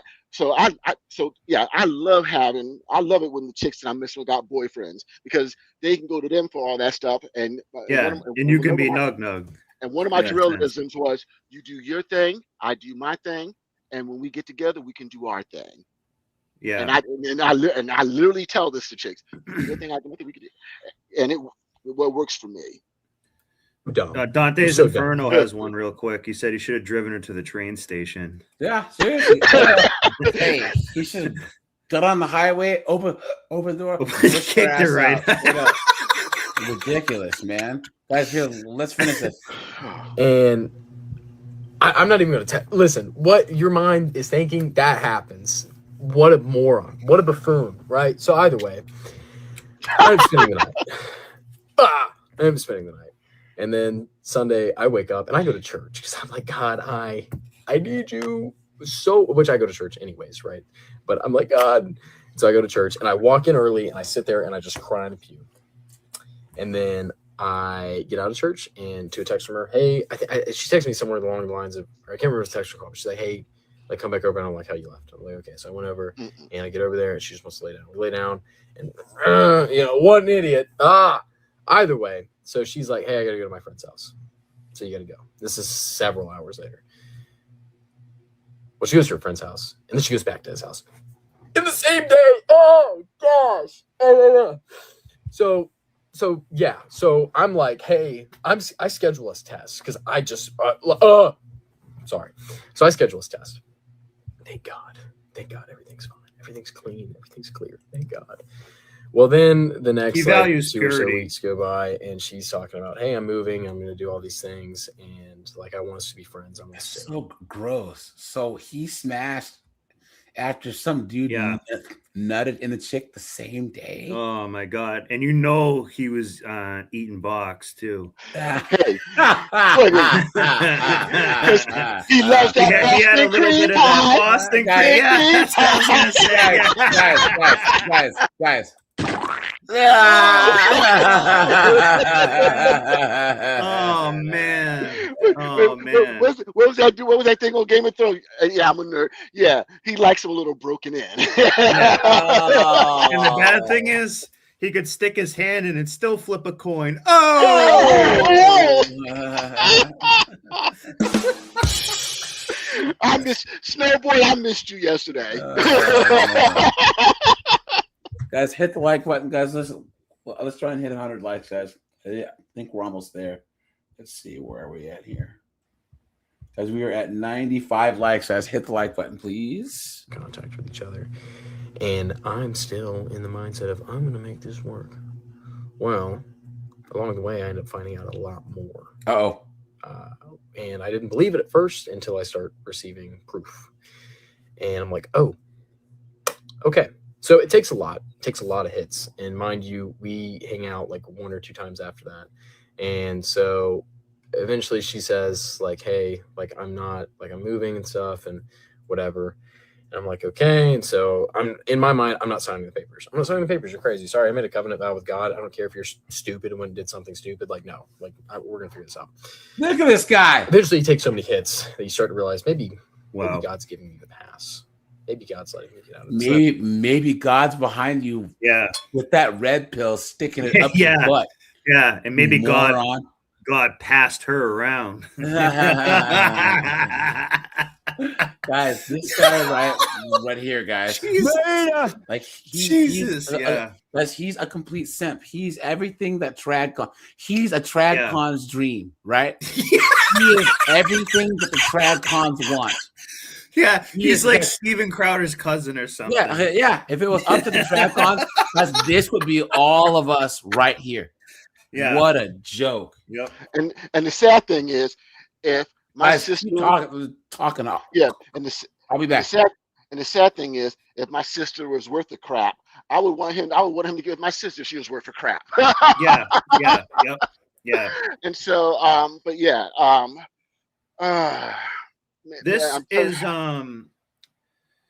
so a lot of the red pill people do hold a lot of Christian conservative values, I would say, and that's good. But there's a church down the road from me, and I don't know, like 2 winters ago or something. I actually went in to offer to cut some trees down for them, and I kind of like went in sort of at nighttime, and they were having a male freaking like TradCon thing, like a men's group thing there, just by chance, and they were all the biggest simps I've ever. It just was sad. It's like you know, and I'm not saying you have to have game with women and stuff all the time, but like this is what they reinforce. So his community in there is probably actually applauding him.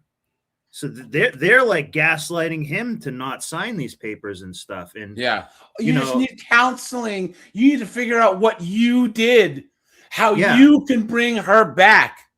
Yes. Yeah.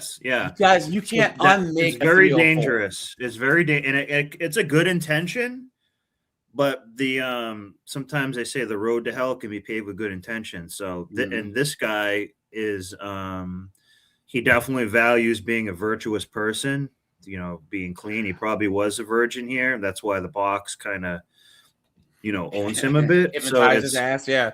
He got boxitized. Yeah, he got boxed in. Yeah. So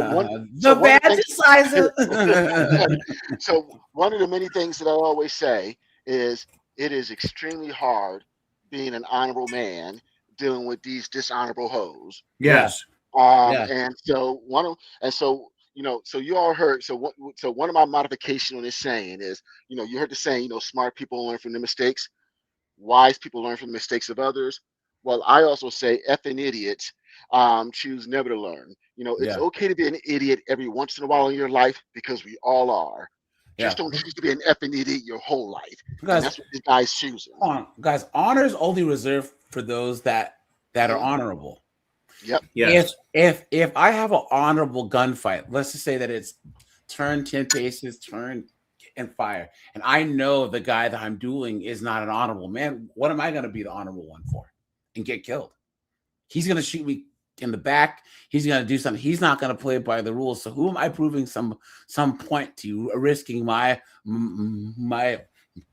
life showing honor to a person that has no concept of it? What did he say on Transformers as the movie?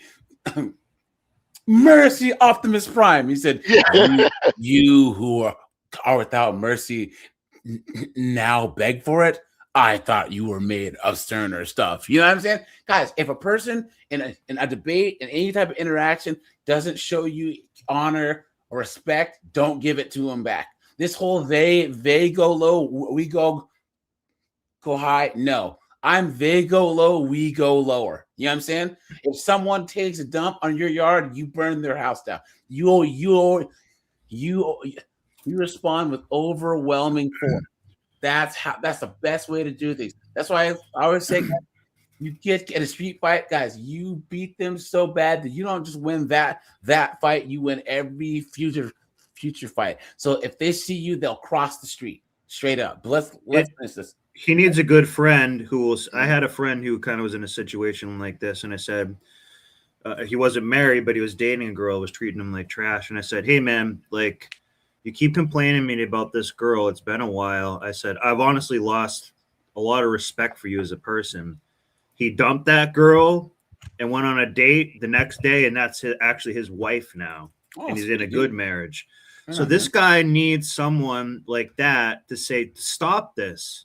Stop this. Even go to her and start shaming her and embarrassing her and stuff. It gets even worse. Here we go. That's exactly. Oh my God. She continuously chose other people throughout these 2 weeks or so. I don't know what happened with him because they broke up, and then there was 2 or 3. I don't know. I don't know. 2 or 3 other dudes shooting up the club. Hit Look the train at that. station. Guys, what is going on, guys? Look at that. What a joke. Yep. So eventually it finally clicks in my head. I'm like, oh, you got to shut it off, bro. Straight Vampire Diaries, just turn it off. So I did. So I guess it's 2 weeks later, she texts or she calls me and she's like, hey, when are we seeing each other? And I'm like, for what? She's like, just, I guess just to sign the papers. I said, you don't need me for that. You can get your stuff signed and then have me served or whatever. I'll sign mine and be done. Mind you, this is radically different than the last thing she heard from me, which is I'm not signing anything. So then I get a text Monday. Hey, do you want to see me before I leave? No. Respond. Wednesday we meet to sign papers. I'm not going to explain how that ended up happening. I didn't know she was going to be there. By the way, papers get signed and give, whatever. And she's like, can I get a hug? I was like, look, I don't. And she's like, No, please. So, no. okay, give her a hug. Look at this guy. And then, yeah. There's so much that's not in this because, and if somehow any party that's not, I don't want to say on my side, but on my side with this, I am doing the opposite of dogging. There's so much more. And if there's any accusation of, oh, he's lying, I hate to break it to everyone, but I'm not a buffoon. The loudest have to say. My own home and vehicle. I've got everything. I have everything right here. So what good is having it if it's done with the legitimacy behind what I've said right here? I undershared a lot because you're a guy, and guys don't overshare. Guys don't have to make themselves the hero or the victims in their stories.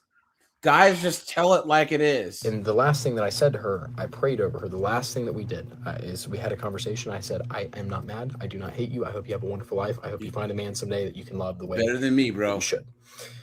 I prayed for her. Wished her the best. Said I can't be in contact with you again. I can never talk to you again. This has to be the end of it. That's a G move. Now it's turned into a thing where she's dogging me to an extent. I don't want to say dogging me, but it's like it just doesn't matter. It doesn't matter.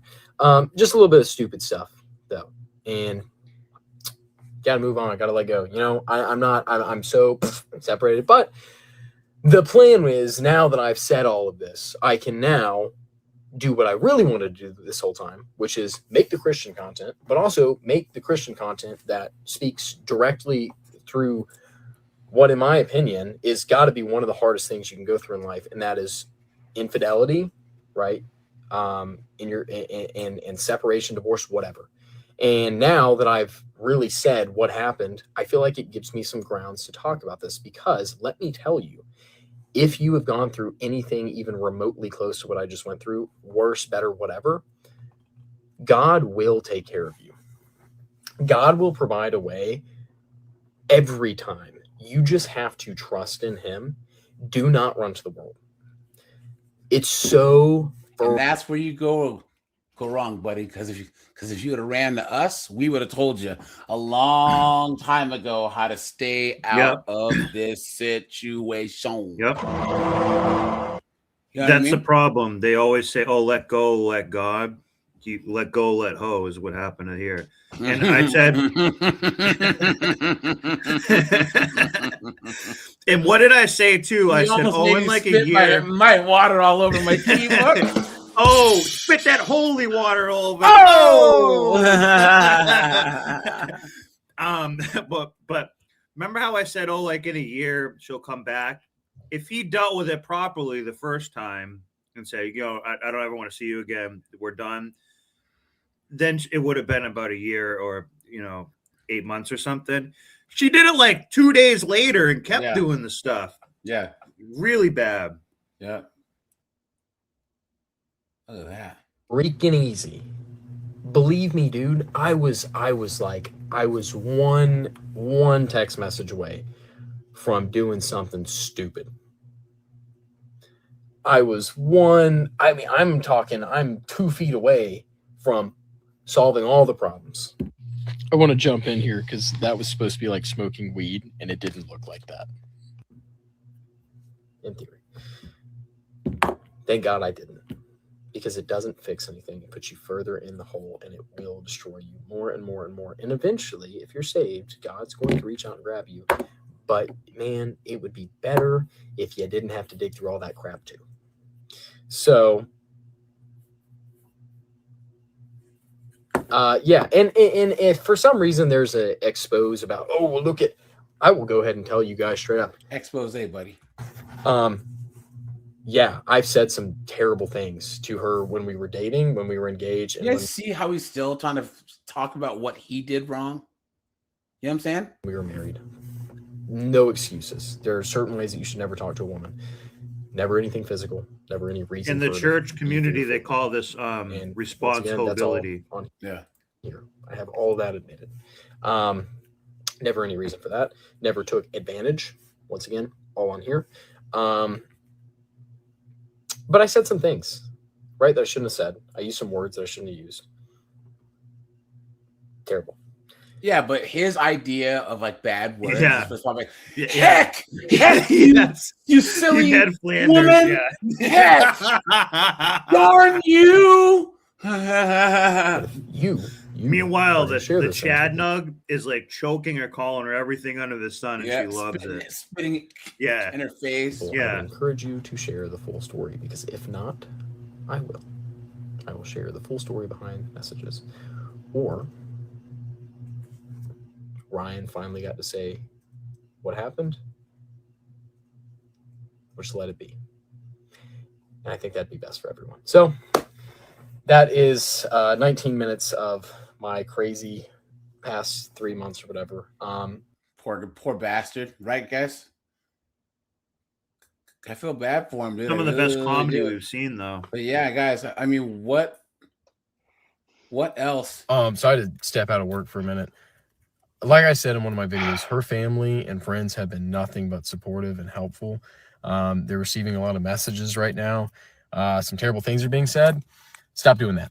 They are great people. I love them as my family. Damn, they're harassing her family members. Damn, That's what they should have been doing. That's what I was saying to do earlier. Yeah. All right, you guys, we're at the 3-hour mark. Appreciate you guys. You know, guys, we will be live on Sunday. Yeah, guys. Yeah, that's it. All right, guys. 9 o'clock Appreciate Sunday? You. Yep, 9 p.m. as usual. And then, guys, once again, the lives Monday through Friday will be at 5 p.m. Eastern Standard Time. So appreciate you guys. Bye, guys. Take it easy. Take it easy.